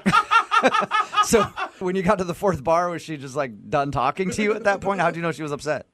Yeah, kind of. Like, I went and I got the drinks, and she's, like, sitting there with her arms crossed, and she's taking off her shoes, and she's, like, looking around. I'm like, hey, isn't this place great? And she's like, yeah, whatever. And yeah, whatever. Oh, no. She was, like, totally giving me the cold shoulder, and I'm like, oh, okay, maybe this didn't go as well as I had hoped. So how did everything end then after that?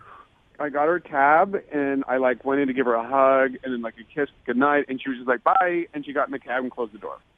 Oh, that's it? That's it. No kiss. Not even she didn't give me a hug. Not even a handshake. Oh, like Not nothing. even a handshake. So she was definitely upset that you drug her to that other bar.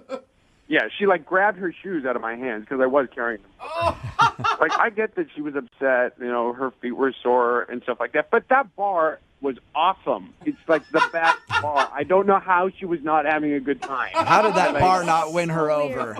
Gosh. Seriously, it's like so good. It's like there's so much going on. It's like just a party. And I'm like, look around. Forget about your feet. Look around. Look around you. Take this bar in. Enjoy it for what it is. So you definitely screwed up by doing that. Okay, I know it sounds like bad, but like before that last bar, though, we were having like such a good time. We were laughing. She was like poking fun at me and laughing. I was poking fun at her and laughing. She even she looked at my shirt and she's like, that's a terrible color on you.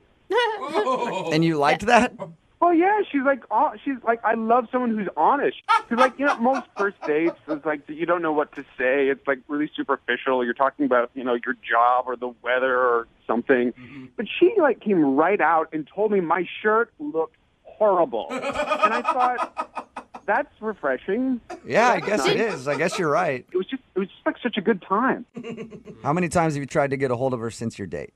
Like 6 or 7 times. Like, I texted a lot, and I called her a couple of times, but mostly just texting. It's like you're forcing this and the last bar all together.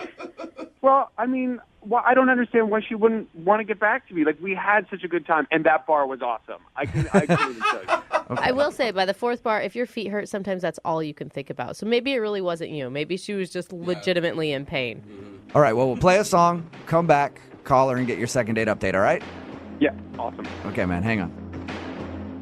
Moving 92.5. Brooke and Jubal in the mornings. Second date update. You know, most people, if they were out on a first date with someone and that person insulted them in the first 15 minutes, they'd be like, all right, I probably don't want to see them again. Yeah.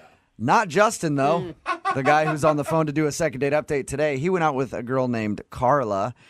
Shortly into their date, she said, I hate your shirt. It looks terrible on you.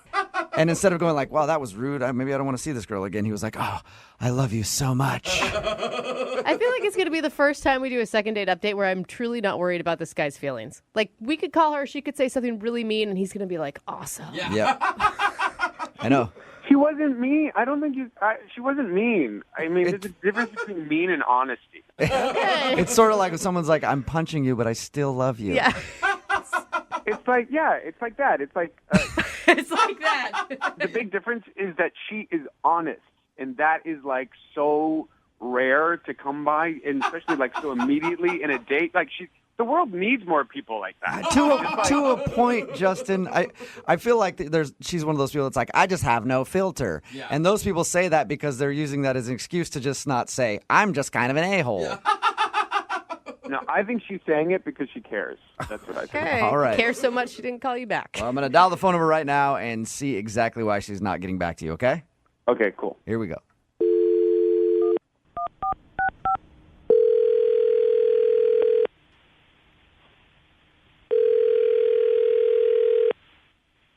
Hello? Hi, can I speak to Carla, please? This is she. Hey, Carla, how are you? This is Jubal from Brooke and Jubal in the Morning. Who is this? Jubal from Brooke and Jubal in the Morning, the radio show? Okay. Do you have the wrong number? I'm pretty sure I don't have the wrong number. Did you recently go out on a date with a guy named Justin? Yeah, why do you know that? Because Justin listens to our show and asked me to call you. What? Why?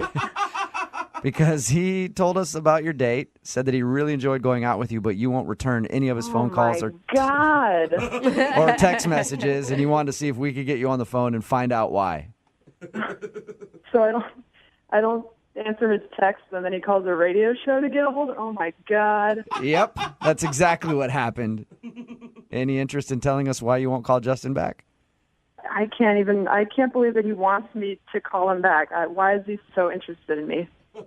He said he really enjoyed your date and wants a chance to go out with you again. Oh my God. What is wrong with this guy? What's wrong with this guy?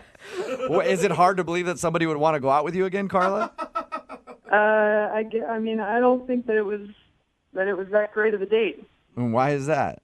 It was long and painful, and I think I was getting kind of cranky at the end of it, and then it was a very abrupt goodbye when I left, and then and then I haven't responded to any of his texts or calls.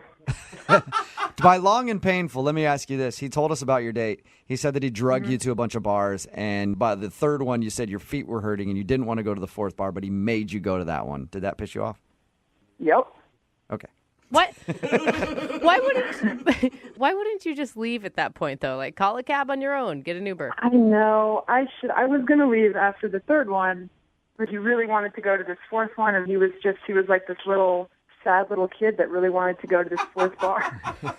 And he kept saying how great it was, and I was like, well, what's great about it? He goes, oh, see, you guys see, it's just so awesome. And I felt bad for him. He had this whole plan. I felt like I'd let him finish this master date plan that he had. So Okay, that was nice. It sounds like you absolutely hated being out with this dude. I mean, it was like fun. He bought me a bunch of drinks, so that was nice. That was fine. How was the final bar? Was it as great as he had promised? It was a normal bar, and we go to the back, and he wanted to show me this old jukebox that they had. He acted like it was the only bar that had a jukebox in it. Didn't have the heart to tell him that most bars have that. Most bars. There's a lot of bars with jukeboxes. You know, Carla, I feel like you and I could be friends. We both seem to have the same zest for life. Like that's a stupid jukebox.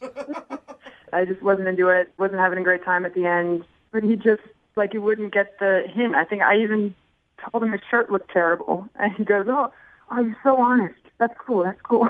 Yeah, he told us all about that. He was like, I love her honesty, man. She ripped on my clothing. Yes, it was so. It's like, is this a joke? And then to be texting and calling me, I couldn't. I dropped the phone the first time I saw him calling. I was like, what is he thinking? Why didn't you just send him a text? I mean, because obviously he wasn't getting the point. If you would have texted him back and said, no, I don't ever want to see you again, you would have been like, oh man, there she is being honest again. I love it. I know. Like, who knows how he could have read that, and then he would have, yeah. Carla, thank you very much for telling us a little bit about your date with Justin. I appreciate it.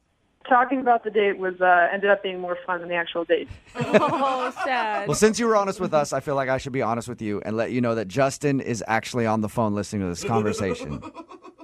No, he's not. Yes, he is. Why? Because we think it's funny. That's true. Is he for real on there? No, he's not.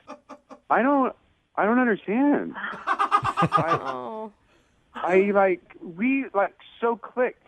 I know your the last part wasn't so great, but the first part was really great. And I took your advice to heart. I got all these new shirts and everything. No, I just don't think that we did click though. No, but you totally got me, and that's what I was like. You were so authentic. You were so honest, and I was just like, that's amazing. That's the kind of person I want to date. That's the kind of person I want to be around.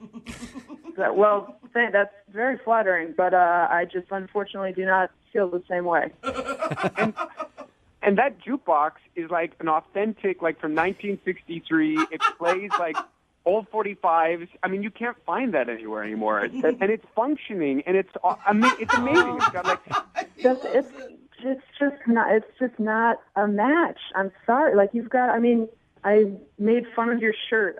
I feel like I just looked bored the whole time. I was texting with friends while you were talking. What were you not getting that I wasn't interested? You had to force me to go to the fourth bar. I was ready to go home. Carla, I feel like you didn't even give him a chance from the beginning. It sounds like he walked into the bar and you were already done with him. No, it started off fine. The first bar, we had a couple drinks, and it was kind of small talk. And then we got to the second bar, and that's when boredom set in, and I was just bored, but I felt bad, and I felt like I had to do, the whole bar crawl for him. I don't know. I guess I just read this wrong. I thought we were a great match. I thought we had a really good chemistry, and I don't know. I'm shocked. Yep, you're right, Justin. We are a perfect match. Really? No. Justin, I'm being sarcastic again. Come on. You got to follow along with the conversation. Hey, at this point, I think it's a great time to ask Carla if she would like to go on a second date with Justin. Carla, I will pay for a second date. Would you like to go out with Justin again? No. Am I not picking up on the sarcasm now? You're not getting Jubal. I thought you were being sarcastic at first. Thank you very much, but no. Oh, man. Justin, sorry, man. Well, I guess thanks for trying. I guess I have to get better at, following sarcasm. No, you don't, dude. No, you don't. You don't have to get better at picking up sarcasm at all. Thanks, man. No, I was being sarcastic. Jesus. I'm not getting it. Clearly. I don't get it. Brooke and Jubal. Brooke and Jubal's second date update. A lot of romances start in the office. I know for me, I've had a year-long fling with my desktop computer here at work. We've become very close. At first, it was a little hesitant to search all the things that I wanted it to search, but after a while, it was finding everything that I needed at full speed, and now I'm here all hours of the night, just hanging out with my desktop computer. That is company property, sir. I love that thing, and it loves me. Man. Don't love it anymore. I bet IT loves you, too. And Oscar is on the phone today to do a second date update, and apparently he also has an office romance, but unfortunately his office romance isn't as successful as mine and my computers. Of course. Because his office romance isn't calling him back. What's up, Oscar? Hey, how's it going, guys? Pretty good, man. Do you work in the same office every day with this girl? Well, yeah, we're basically across the hall, Oh, my gosh. Awkward. So that's awkward.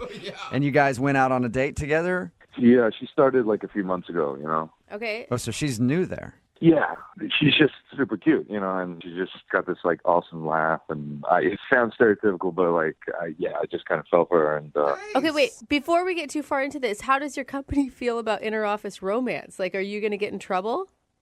it's a pretty loose office, so there are a couple people right now who are dating each other. So Okay. It's almost like you work at a restaurant where everybody hooks up with everybody. That's what it sounds like to me.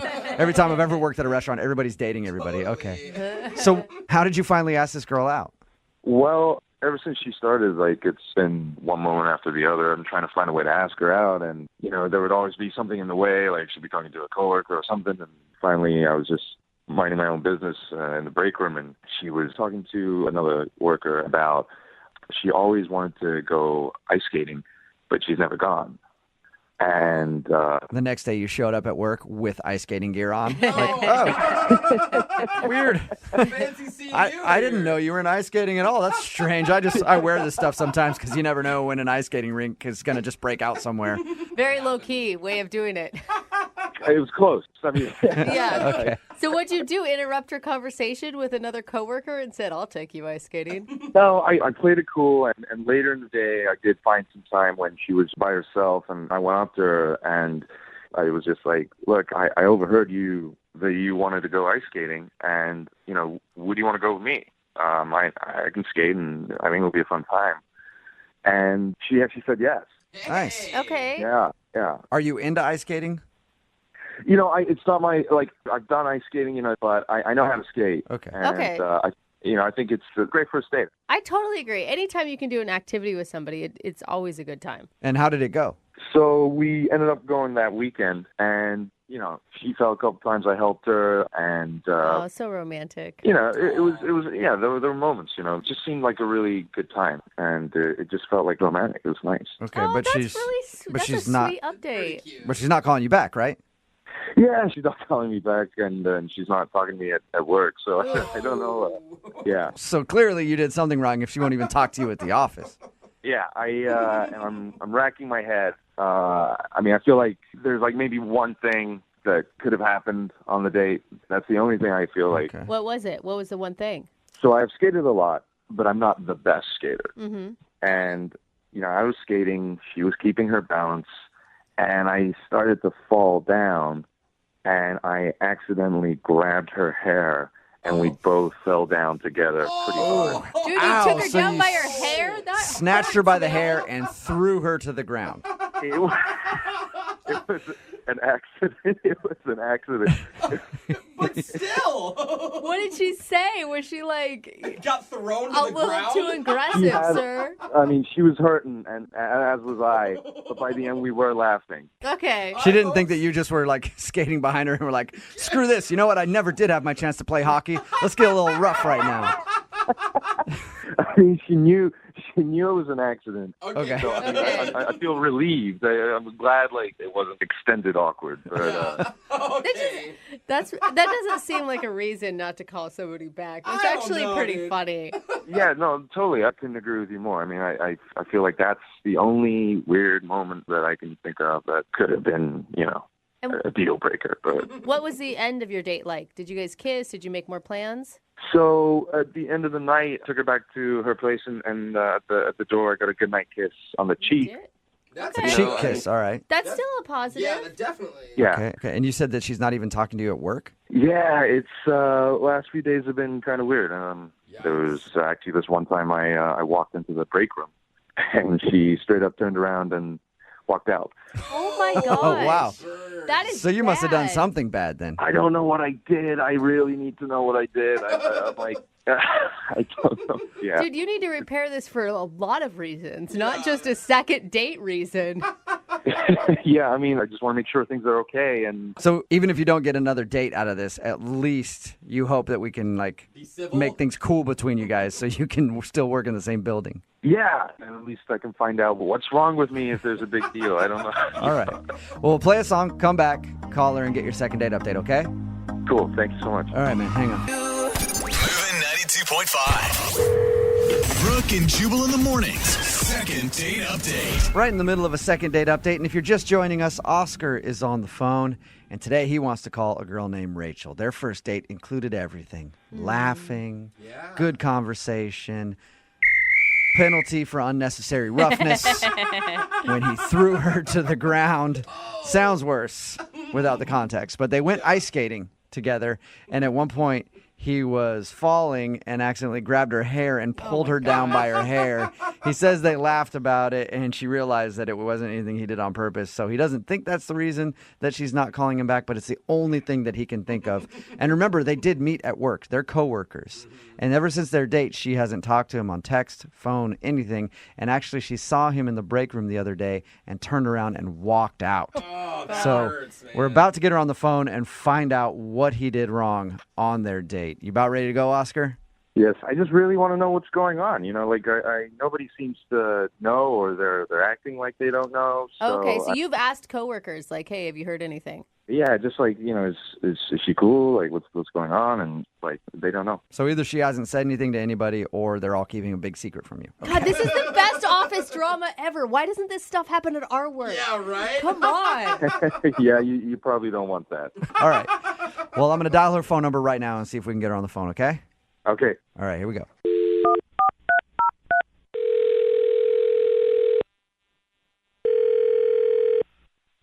Hello? Hi, is Rachel there? This is Rachel. Hey, Rachel, how are you? This is Jubal from Brooke and Jubal in the morning. It's a morning radio show. I'm not familiar. Do you own a radio? Yes, in my car I do. Cool. Well, sometimes we're on that thing. One of our listeners actually emailed us asking if we could call you. Okay. Who is that? His name is Oscar. Oh my God. Oh my God, you were so excited leading up to it. And Oscar told us about how he finally got up the nerve to ask you on a date the other day. Yeah. Mm-hmm. And he told us about your date, and he thought everything went great, but now apparently you're not calling him or texting him back, and also you're avoiding him at work. So he asked if we could get you on the phone and find out if he did something wrong. Cool. I sense the sarcasm there. Yeah, this is kind of a weird situation. Do you mind telling us what went wrong so that we can let Oscar know and maybe at least make things a little less awkward at work? Oh. I just don't know what to say to him, you know? I don't know what to say. If you say it to us, maybe we can say it to him in a way that won't hurt his feelings. All right. What did he do? The date sounded super sweet. The ice skating. Yeah, I mean, I had a great time on the date. It wasn't necessarily the date that was the bad thing. So what was the bad thing then? Well, you know, we work in the same office, so I just kind of found out some information about him that kind of freaked me out a little bit, to be honest. Oh my gosh, shut up. You heard office gossip about him? I did. From who? Was it someone that you consider like a friend, or was it someone who you think would be jealous that you guys went out? No, it's my friend, and she's happily married, so I believe her. So Yeah. what was the office gossip? I don't want to tell you guys because I don't want to embarrass him if it's not true, you know? Come on. Well, like I said, if you tell us, maybe we can find a creative way to tell him that doesn't make it super strange. Plus, if there was something going around about you at the office, you'd want to know. So at least you could clarify whatever it is. That's true. So, you know, all of our coworkers knew we were going out. Mm-hmm. So, of course, when I came back, my one friend's like, "How did it go?" And I was just telling her it was good. It was a nice date. Yeah. Okay. And? And then she, of course, started asking more detailed questions. And she said, "Did he do the thing?" Did he do the thing? Wow. Sounds like he's got quite a reputation. Yeah, he has a thing. I don't know about Oscar. When Oscar takes ladies out, he does this thing. Did he do it to you? He's done it to all of us in the office. No, it wasn't like that. It wasn't that. So what's his thing then? Well, I kept asking her, and she said, "Well, did he do the hot cocoa thing?" This is sounding even worse and worse in my mind. Or better and better, depending on what you like. I mean, I don't know. Whatever I your could get down flavor with is. some hot cocoa. That's true. I mean, it goes with the date. So I'm like, "Oh, no, we didn't have any hot cocoa." And she goes, "No, did he bring the cups?" The cups? And so apparently, oh my gosh, I don't want to tell this. Apparently he has been collecting, you know, those plastic cups in the break room where you get coffee and stuff. Mm-hmm. Yeah. He's been collecting the ones that I'm drinking out of, like when we'll have a nice conversation at work, and writing the date on the cup.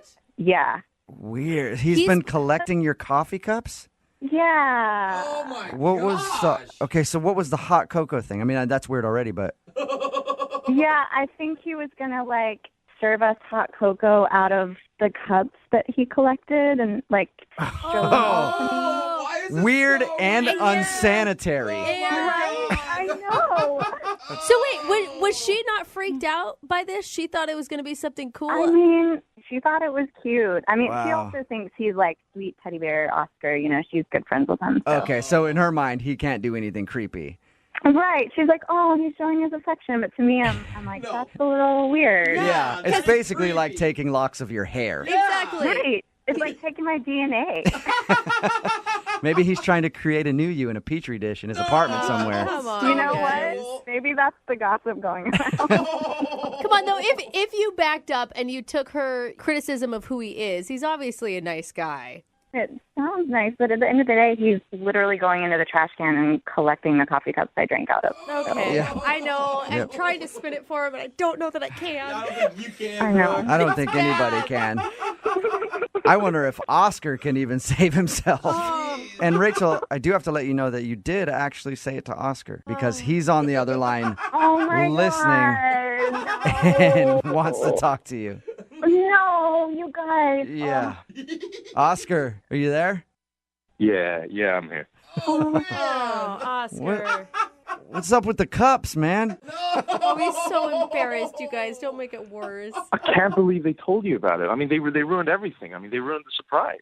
I mean, it would have been weird anyway. It's like either way, it would have been kind of creepy. I feel like if you had just seen it, it wouldn't have been as creepy. Like hearing it from someone else, yeah, I get it. It might come off creepy, but it was going to be a whole thing. I was going to, lay the cups in a certain way in a presentation. There were going to be candles. It was going to be super romantic, and it was like kind of a literal trip down memory lane. Oh, my God. But we don't have that many memories. Not that you know of, Rachel, but it sounds like Oscar has a lot of great memories.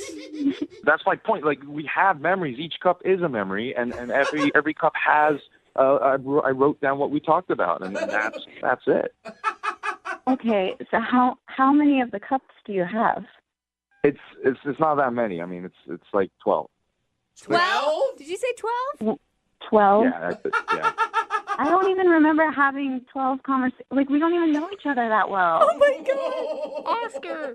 I mean, I get how it could be sweet, but do you also kind of see my point of view?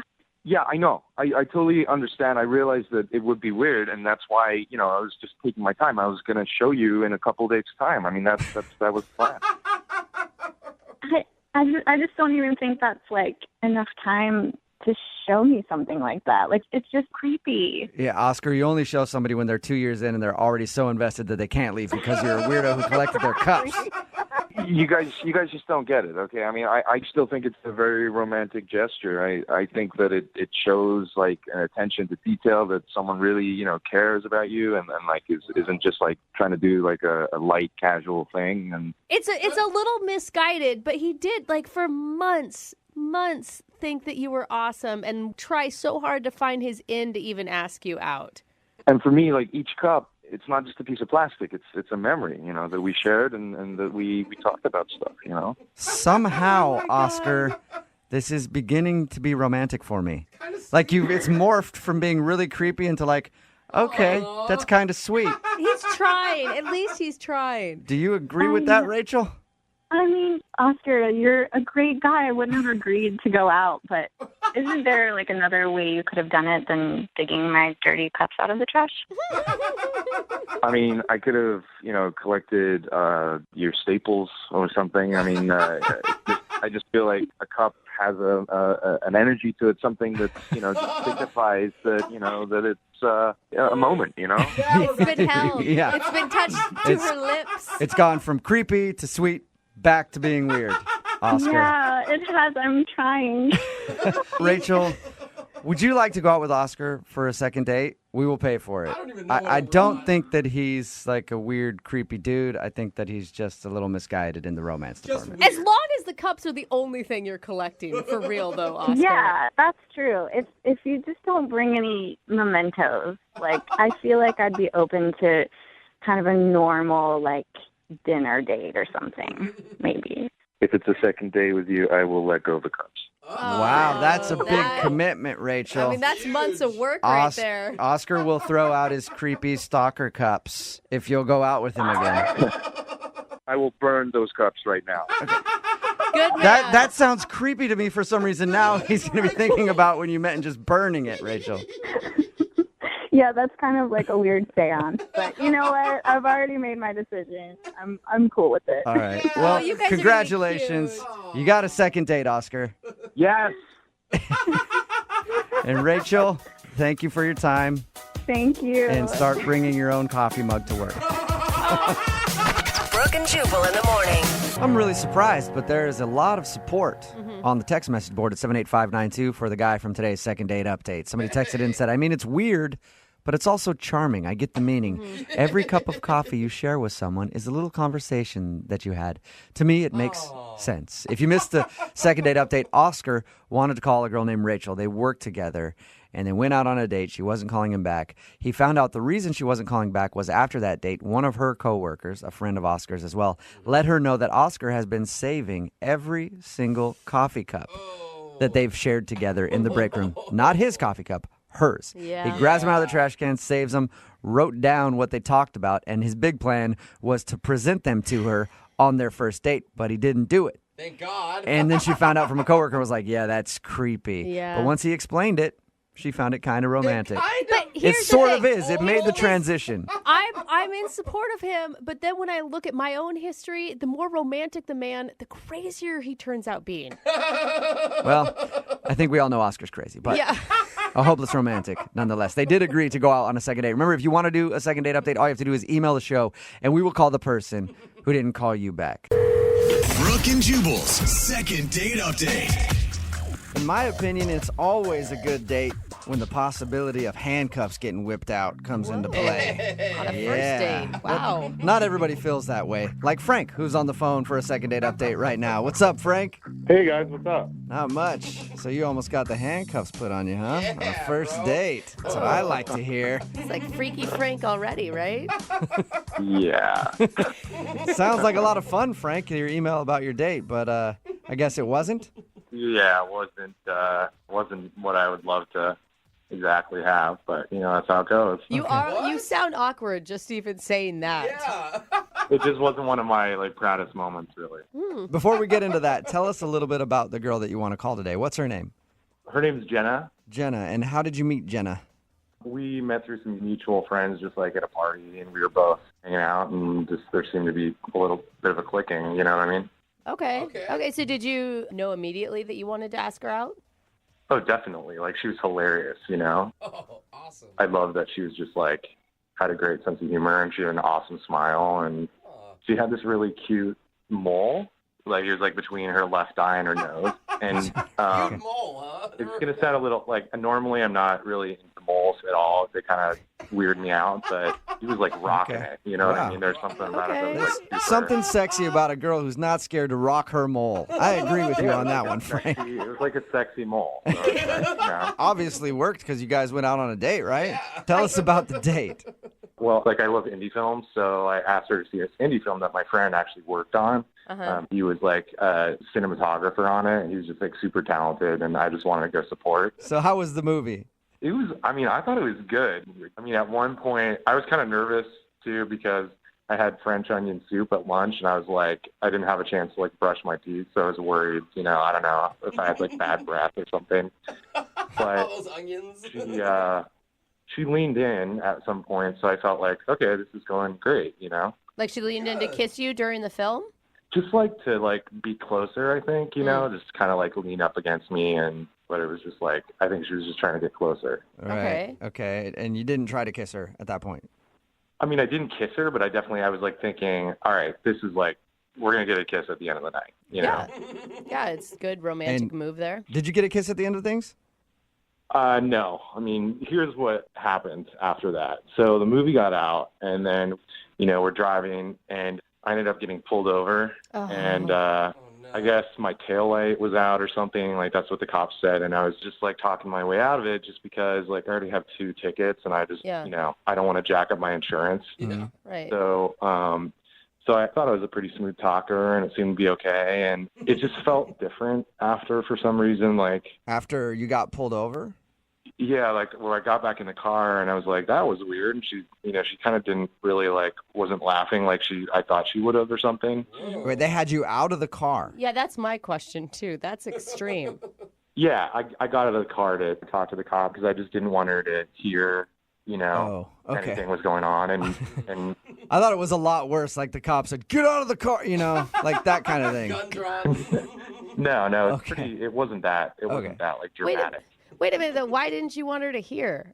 I don't know. When I'm on, like, a first date with someone, I don't want exactly for them to hear that it's like, oh, this isn't my first ticket. You know what I mean? It's like, I don't want her to think I'm, like, some irresponsible guy getting tickets all the time, Okay. And so what happened when you guys actually got back to her house and you said goodnight? So I drove her back to her place, and, I'm thinking I'm still going to get, like, a kiss, by the end of the night. And I took her to her door, and she's just like, no, sorry, just not feeling it. And I'm like, oh, okay. Oh, wait, so you went in for a kiss and she denied you? Yeah, she's just like, sorry, it was just weird. It just was kind of like cut off. All right. And I asked her, I was like, can I call you? And she's like, she was just like really vague. She's like, okay. But it didn't feel like she was super interested. Not absolutely call me, just, okay, sure, I guess. Yeah, she was like, yeah, exactly. She's like, all right, yeah, whatever. I wonder what could have happened from the time you went to talk to the cop to getting back into the car that would have made her seem so cold. Like, I don't know, I have this, like, weird theory that maybe she dated that cop or something. What? I don't know, I just was thinking, like... You've just been sitting on this, making up stories since you went on your date of things that could have possibly been wrong, right? I don't know, because I can't figure it out. It was like, why would you suddenly just not want to talk or not even, like, accept my kiss? That is reading deep, sir. Well, I don't know. I thought, like, I was thinking that. I was thinking, like, is it my breath? Like, was it the French onion soup? The breath. All kinds of things. Slept with the police officer. Have you tried to call her since the date? I mean, have you tried to reach out to her? Yeah, and just nothing. Nothing at all. Hasn't. Yeah. All right, well, we'll play a song, come back, call her, and get your second date update, all right? All right, cool. Okay, hang on, man. Moving 92.5. Brooke and Jubal in the mornings. Second date update. I'm actually really surprised that the guy on the phone to do a second date update today isn't getting a call back because he's a bad boy. Oh. That's right. If you missed the first part of today's second date update, Frank is on the phone and he wants to call a girl named Jenna.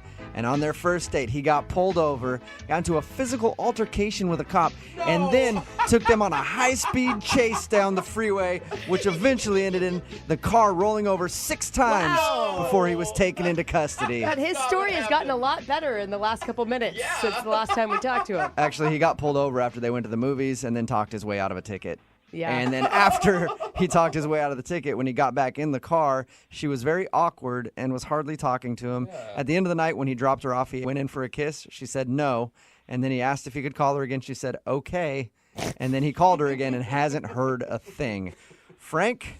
Hey, guys. It would have sounded cooler if you would have done all those things that I said you did, by the way. Yeah, I guess. But, I did something. Hey, next time. At least I did something. Yeah. We live to date again. The next date you go on, high-speed chase. Gets them every time. The cop. Yep. Oh, my gosh, Frank. All right, buddy, I'll do that. Yeah. Yeah, that's you guys give out such good advice. Really do. I mean. All right, man. I'm going to dial her phone number right now, okay? Okay. Here we go.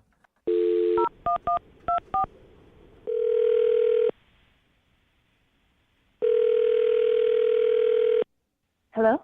Hi, I was looking for Jenna. Hi, this is Jenna. Hey, Jenna. What's going on? Not much. May I ask who's calling? Sure. Are you going to answer her? I don't know. I mean, you can ask. Oh, you're waiting. Would you like to know who it is? Who's calling me? What's going on? This is Jubal from Brooke and Jubal in the Morning, the radio show. Are you serious? Yeah. How are you? Fine. Why are you calling me? I'm calling you because one of our listeners actually sent us an email about you. His name is Frank. What? Yeah. His name is Frank, and you guys recently went to a movie together. Yeah. Yeah. And Frank told us that after your date, he's been trying to get a hold of you because he would like to see you again, and you haven't been responding to any of his phone calls or text messages or anything. Oh, my gosh. So Frank asked us if we could call you and find out why you don't want to see him again. There's no way that this is real. No, this is 100% real. It's a segment we do on our show called the Second Date Update. Frank wants to know why you're not answering the phone. Oh my gosh. So are you laughing at the fact that a radio station is calling you, or just the thought of Frank? Just that he isn't taking me not calling him back and he's having you guys call me. That's very funny. Well, I think he knows that you've blown him off. Now he just wants to know why, so he figured we could maybe find that out. Do you mind telling us a little bit about your date? Well, I mean, my date wasn't great, but I don't want to talk behind his back, especially on the radio. Yeah, but it's really not behind his back if you think about it. He's the one that asked us to make this phone call. It's not like we're doing it out of the blue. Yeah. Well, maybe don't tell him this exact version, but I just can't go out with a guy that I don't respect. Whoa, that got more serious than I expected it to. I thought you were going to say he's got a weird haircut or something. Why don't you respect him? I mean, I don't know how much he told you about the date. Okay, he told us that he took you to a movie, and then there was an awkward moment when he got pulled over for having a brake light out or something. And then he talked to the cop, got out of the ticket, and when he got back in the car, he said that you were very cold to him. And then you wouldn't kiss him when he dropped you off, and then he said that you haven't answered his phone calls. That's pretty much it. Okay. That's a lot, isn't it? Yeah. Yeah. You want me to tell you his theory on why he thinks you're not calling him back? Sure. Because I guess he's been racking his brain for reasons, and he was thinking that maybe the cop that pulled you guys over was somebody that you used to date. Are you serious? Yeah.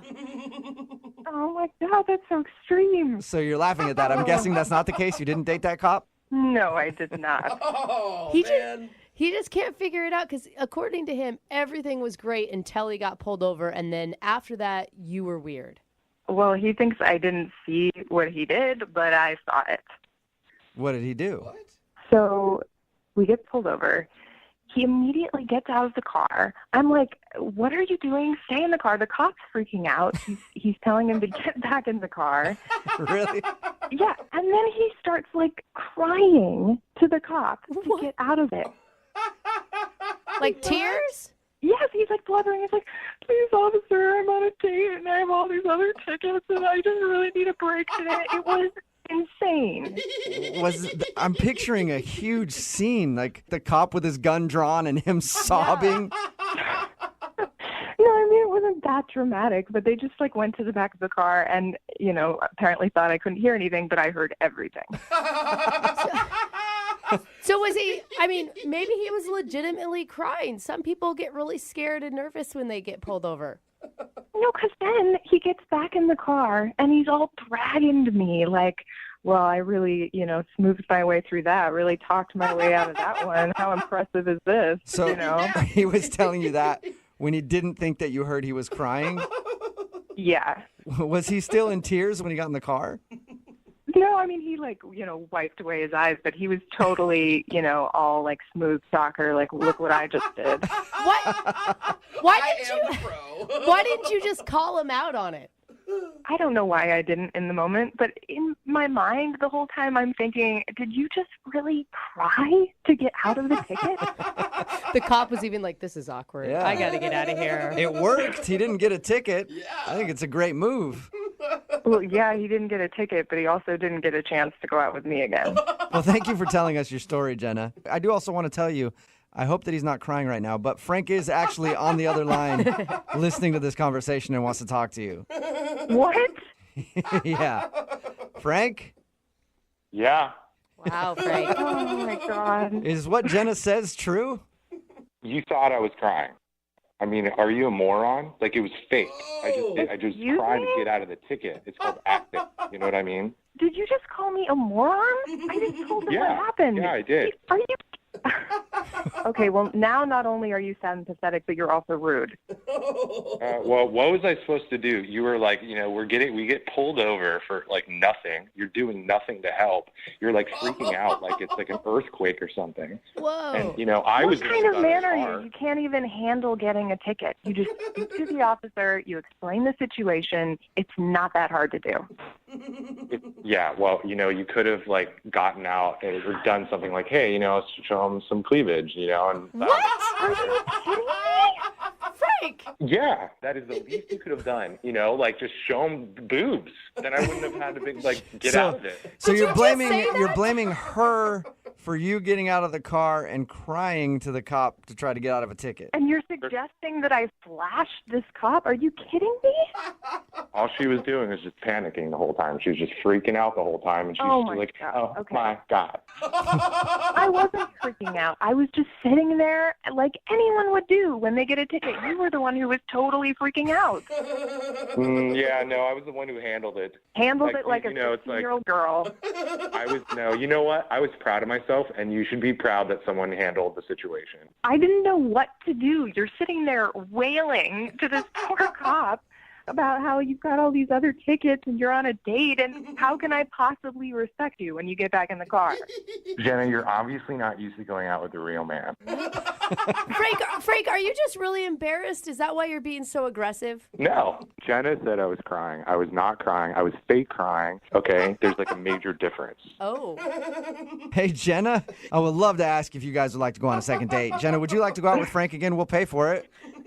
No. Oh, what are you talking about, Jenna? What good are you if you can't use your boobs properly? You know what? I thought you were cool. Like we laughed about the Ghostbusters and like laughed our tails off, and you're just like, have no respect for someone taking care of a situation and handling it like a real man does fake cry. I've been saying that for years. Right. A real man will fake cry to get his way out of things. Like anytime anybody's been much. aggressive with me, wanted to fight in a bar or something like that, I cry and I run out. And that's what real men do. You want to handle this like real men? Pretty much it. So that's a no, Jenna, no second date with Frank? No, and good luck to him finding someone who will. Oh. Sorry, Frank. Jenna, that's fine. I don't care, because if I had to do it again, I would fake cry to another cop, whatever I have to do. All right, well, it wasn't a successful second date for you, Frank, but you did help us learn a lesson today. That fake crying is the manly way to get out of things. Thank you. Appreciate it. Brooke and Jubal in the morning. Text in at 78592 says, why can't I find a guy like that? I love a fake crier. It's Brooke and Jubal in the morning. Talking about today's second date update. If you missed it, Frank took Jenna to the movies, and Frank admitted that afterwards he was pulled over by the police, but managed to talk his way out of the ticket. But he was confused why Jenna wasn't returning any of his calls. We called Jenna, and she told us Frank got out of the ticket by crying to the police officer. Not by anything else, just crying. Frank defended himself, saying that he faked it and thought she should be proud of him for handling the situation. And actually, real men fake cry. That's what he said. He's a real man and he fake cries. I think he really cried and is Yeah. too embarrassed to admit it, which he shouldn't be. That's a stressful situation. Jenna decided not to go out with him again. Yeah. Remember, if you want to do a second date update, email the show and we will call the person that didn't call you back. It's Brooke and Jubal in the morning. Brooke and Jubal's second date update. Remember, if you want a second date update, all you have to do is email the show, brookeandjubal@moving925.com, and we will call whoever it is that blew you off. Right now, we have Karen on the phone. Karen emailed us about a guy named Chris. Now, you guys went out to a comedy club together? Yeah, we did. We went to Laughs in Kirkland. Oh, nice. Oh, cool. Okay. Did you have a good time? It was awesome. The comics were hysterical. Okay. Did you guys meet there or did you drive together? He picked me up because we met through friends, so I figured he wasn't going to, kill me or anything. It's pretty risky. It's pretty risky, but how'd the whole date go? Just explain it to us. He picked me up. He was cute. I had a couple of drinks, so I was having a good time. I was laughing. He seemed to be having fun.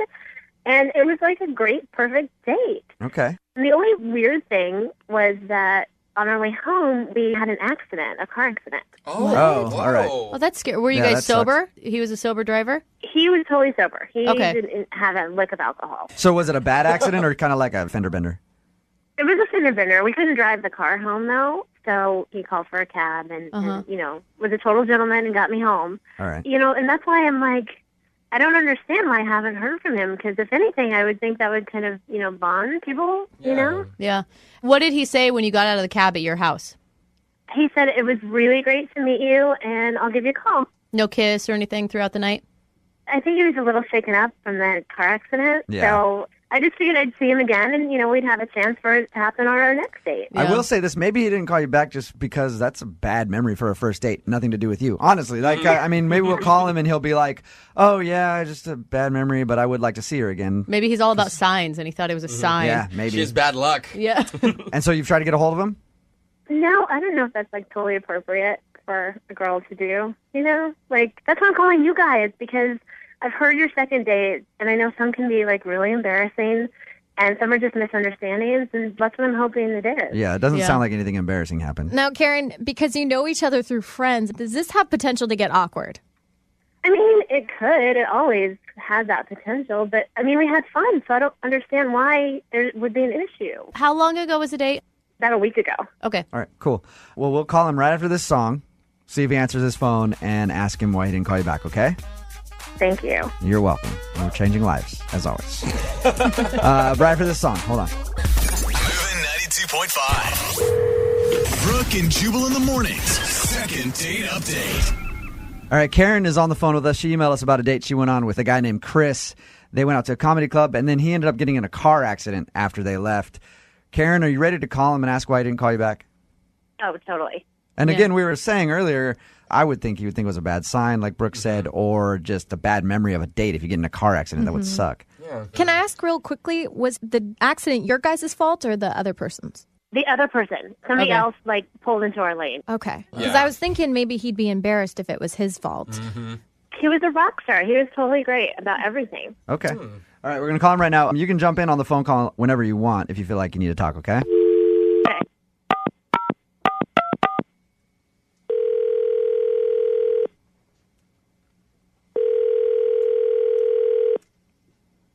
Hello, Hi, is Chris there? this is Chris. Chris, how are you? I'm calling from the insurance company about your recent automobile accident. Okay. I'm actually kidding. This is Jubal from Brooke and Jubal in the morning. I'm moving 92.5. How are you? Good. What's up? That was the shortest phone tap ever, Chris. Yeah. Congratulations. Are you familiar with our show at all? Yeah. Okay. Listened a couple times. All right, sweet. You should probably step that up and make it more than a couple. I'd appreciate that. But Okay. we do a thing on our show called the Second Date Update. Do you know what that is? Yeah. Okay. Yeah. It's all dawning on you right now, isn't it, Chris?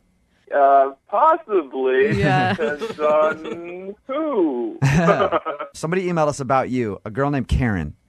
You guys went to a comedy show, and then after the comedy show, you got in a car accident, probably a date that's not easy to forget. Oh, yeah. Yeah, I remember Karen. It was just a fender bender, but you guys had to take a cab home? Yeah, I sent her home in a cab since I had to sit there and deal with police report and everything else. It was just a fender bender, but no sense in her sitting there. Okay. Well, according to Karen, it sounds like you guys had a great time up until the accident. We had a pretty good time. We went to a comedy club and, So nothing weird happened on the date for you? not during the date. Afterwards, though, I found out some pretty interesting news.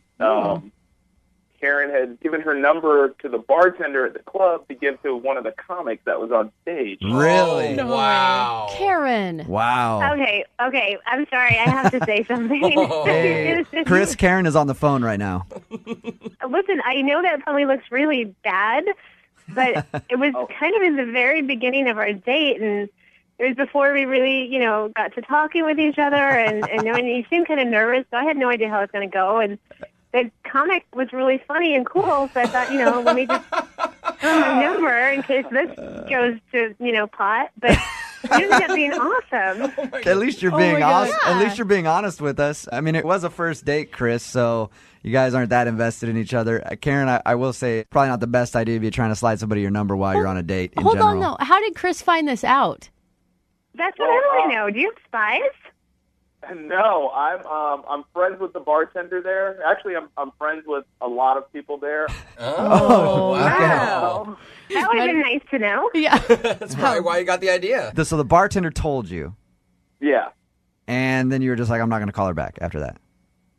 Well, yeah, because I felt if I had done the same thing, if I was out with a girl and then gave my number for another girl and she found out, she wouldn't forgive me. You know? That's true. But Chris, okay, in my defense, and I know it looks really bad, but it was really early on in the date. We weren't really connecting right then and there. It was still, and the other guy just seemed to have like all this charisma. And it wasn't the brightest thing I could have done. And I totally apologize. I did not mean to hurt your feelings. If I could take it back, I would do it. I wouldn't do it again. Karen, let me ask you this. Now, I'm a stand-up comic. Jose's a stand-up comic.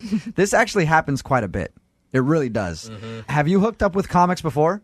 Actually, I try not to date comics. Yeah, that's probably a good choice. I've dated a comic before, too. It ended poorly. Yeah. And they're poor. I'll vouch for that. I want to know, can we ask Karen, did you get a call back from the comic you slipped your number to? Can I plead the fifth? Oh, she did. No, I'm just kidding. Now, you say you don't date comics. It sounded like you have dated comics before. I have, yes, Okay. I have. Jubal wants to know if you're one of his exes. Chris, if she hadn't slipped that dude the number, would you have gone out with her again? Yeah, I would have. It's just, flipping the guy the number. It's like, I feel like I can't really trust her now. Yeah, but now I feel insecure. You haven't had the RTD. There's no relationship-defining talk there. Yeah. I mean, if you guys are just dating, it's whatever. Like, you can still date other people, And Karen, like I said, I'm a stand-up comic. His standards are low. Want to email me that phone number as soon as we're... Actually, email it to me right now while we're talking to Chris. Hey, Karen, it sounds like you're interested in going out with Chris again, so you have the floor if you want to ask him out right now. Okay, Chris, if you can forget all the bad stuff that happened in the first date, including the accident, including my giving my number to somebody else, would you go out with me again? Chris, if it helps, we'll pay for the date. You pay for the date? Yep.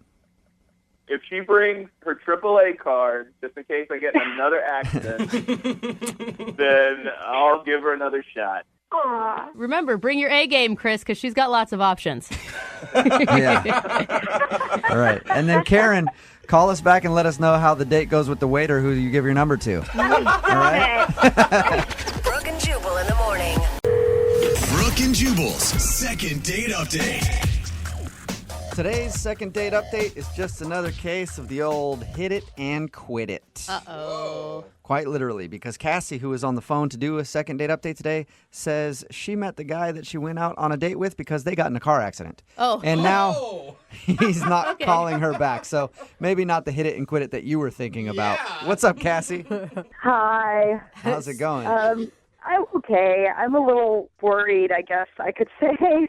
You're worried? That seems kind of intense for just a first date. I'm just concerned if I did something wrong or if this whole situation is different than I perceived it. I mean, you know how dates can be. You could think things are going well and they're probably not. Yeah, most of the time they're not. Yeah. 98% of the time they're not. So Right. Your email said that you met him because you were in a car accident? Were you in the same car together or? No.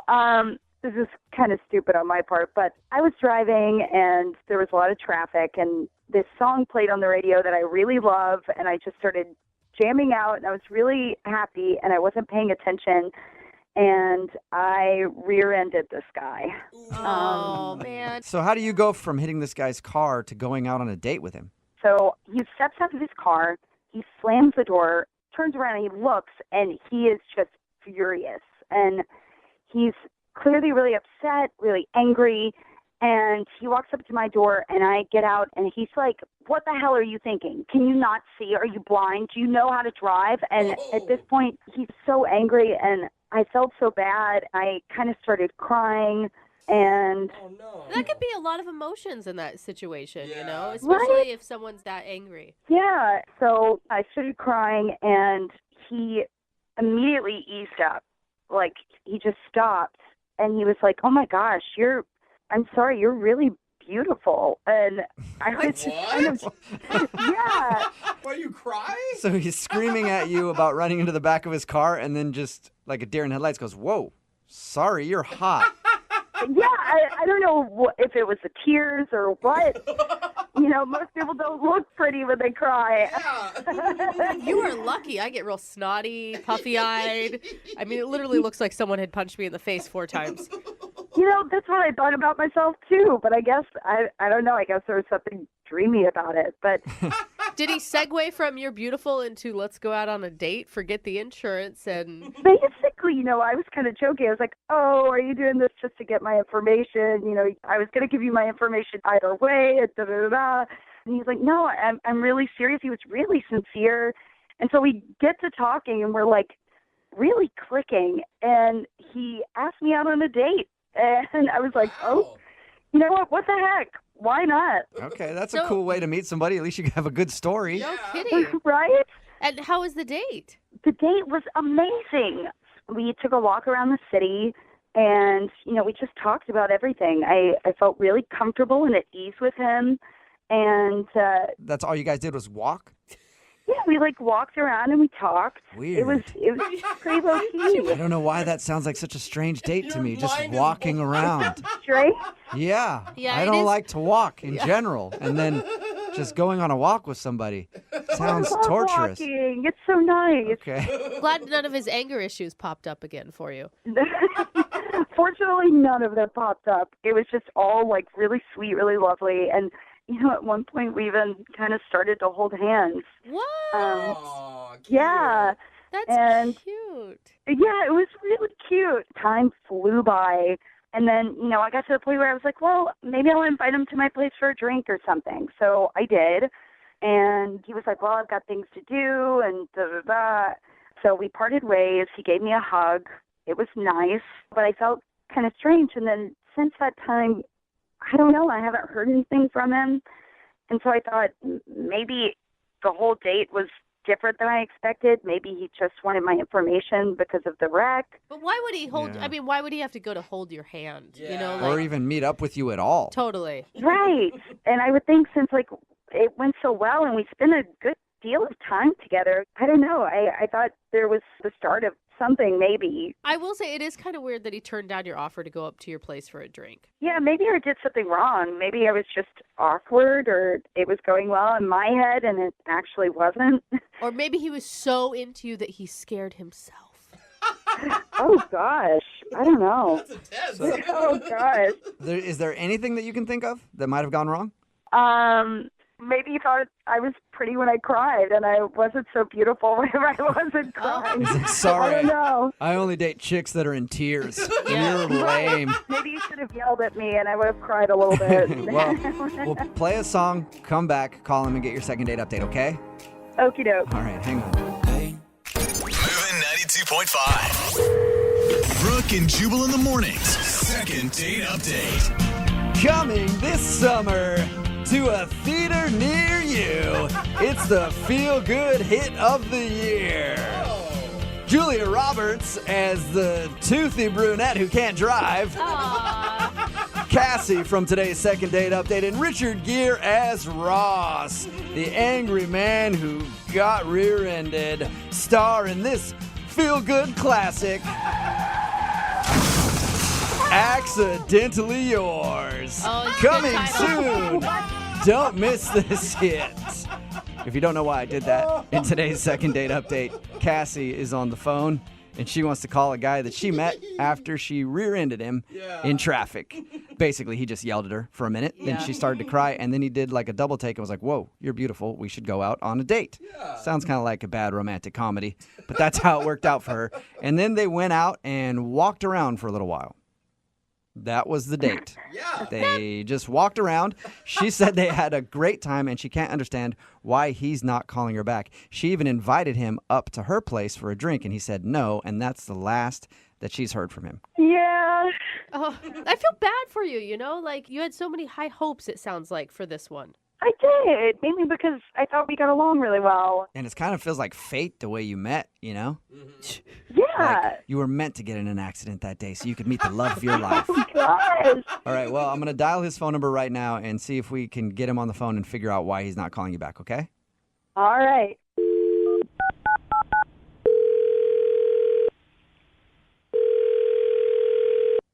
Hello? Hi, can I speak to Ross, please? Yeah, this is Ross. Hey, Ross. How are you, man? This is Jubal from Brooke and Jubal in the morning. Who? Jubal from Brooke and Jubal in the morning, the radio show. What radio? I'm not familiar. It's a morning radio program where we talk in between, like, songs and stuff. It's really on any You radio ever- that has a FM dial. Yeah, you ever heard it? That was a stupid question because you obviously haven't heard it. See how Good point. Okay. What do you want? Well, I want to talk to you because one of our listeners emailed us about you. I don't know what that means. You went out on a date with a girl named Cassie recently. Oh, God. Okay. That's a positive review already, Ross. And Cassie emailed us because she said she really enjoyed going on a walk with you and thought that you enjoyed it too, but now you're not calling her back, so she's wondering why.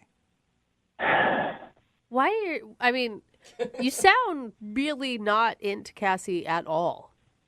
Correct, yeah. Okay. Do you mind telling us why?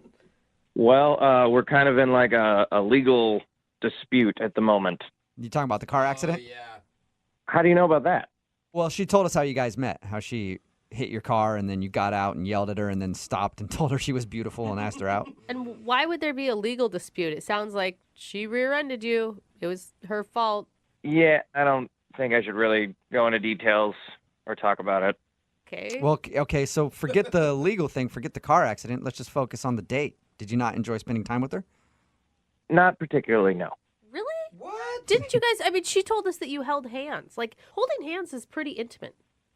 Well, yeah, I mean, she asked me to hold her hand when we crossed the street. I don't know if that's romantic or not. So it wasn't like you grabbed her hand and held on to it as a romantic gesture. No, I didn't pull like a Cary Grant or something.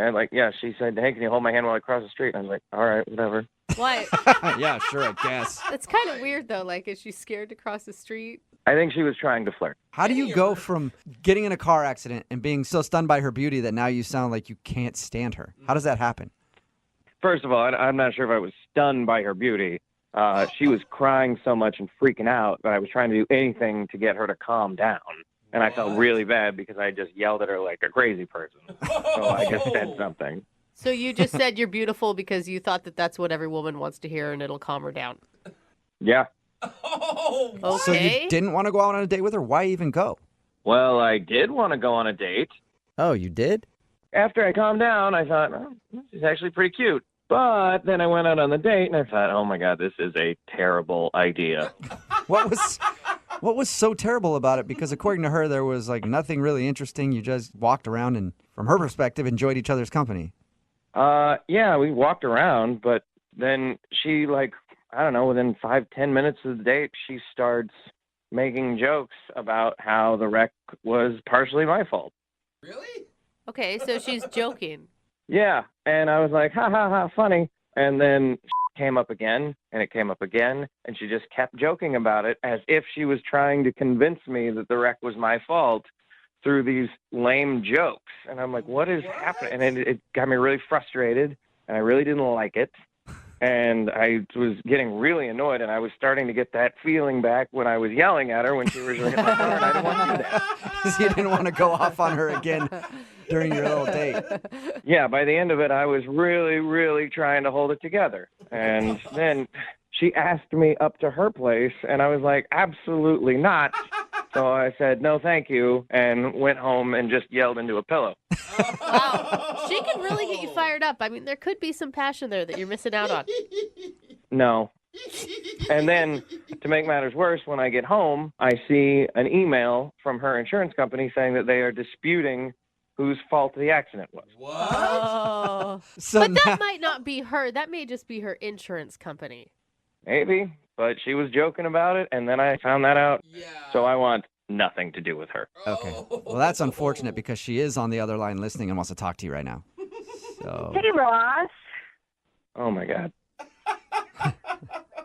I was just joking. I thought it was funny, you know? Yeah, maybe one time would have been funny, but 6, 7, 8, however many times it kept coming up, it wasn't funny. It was annoying and It was untrue. not that frequent, and you know that. It was not that frequent. I mean, maybe I just read that you thought it was funny. I just, come on, like, people get wrecks all the time, and it's kind of funny that it played out this way. I thought it would be funny to, like, say that's how we met, you know? Yeah, it's how we met, but you're getting the facts wrong, okay? It wasn't my fault. You rear-ended me. It was clearly your fault. I mean, it was kind of your fault. Oh, wow. Like, No, it wasn't. There was no kinda. There was zero fault on my. You rear-ended me. That's how that works. oh, come on. Don't be like that. Like, you know you were trying to hit me. I mean, a little part of you did want to hit me. Like, let's Are you crazy? I saw. I remember when you looked in the rearview mirror and there was a face, and then, like, I'm in the back of your car. See, these are the kind of jokes that annoyed me on the dates, and that you're still doing them. Ross, are you sure that you didn't see a cute girl in your rearview mirror and slam on your brakes, just hoping that her car would end up in the back of yours? Right? I mean, I thought it was kind of charming. I see what you're doing. You are trying to get me angry again, like you did before, and that's why I stopped the date. Aw, I mean, you thought I was beautiful and I cried, right? Yeah, you're a very pretty girl. That's correct. Good for you. Yeah. This is not a game, okay? This is a legal matter. There are repercussions coming. This is not funny, okay? Stop trying to play it off like we're teenagers. Come on, Ross. I mean, we all have to admit it's not all black and white. Sometimes there's a gray area, and sometimes, you know, like, we all have to take a little bit of the blame, you know? It's not that big a deal. No, that's not how life works. That's not how that works at all. We live in a society with laws. Certain people are at fault and at certain incidences, and you are not getting it. Cassie's just messing. Cassie's trolling you now, Ross. You realize that, right? Yeah, you're all trolling me. You're all. This is crazy. You're kind of funny when you're mad, though, Ross. I mean, I kind of get where it's a little fun. Why is everyone laughing? I'm losing my mind over here, and you guys are having a great old time. You're just getting so upset. I mean, she's just joking with you. And that's the point. It is not a laughing matter. Okay? This is not funny. No. What are you laughing at? I'm laughing because you're getting so mad and you don't have to. I'm getting mad because you hit me and you're not admitting it. And now I'm having to fight about it with insurance companies. Oh, Roz, just stop focusing on that stuff. The courts are going to handle it. Let's just focus on you and me and the good time we had. There is no you and me. You and me aren't. That doesn't happen. It can happen, Ross. If you'll go out with her again, will you go out with Cassie? That is not going to happen. Come on, one more time. Just go out with Cassie and we'll pay for your second date.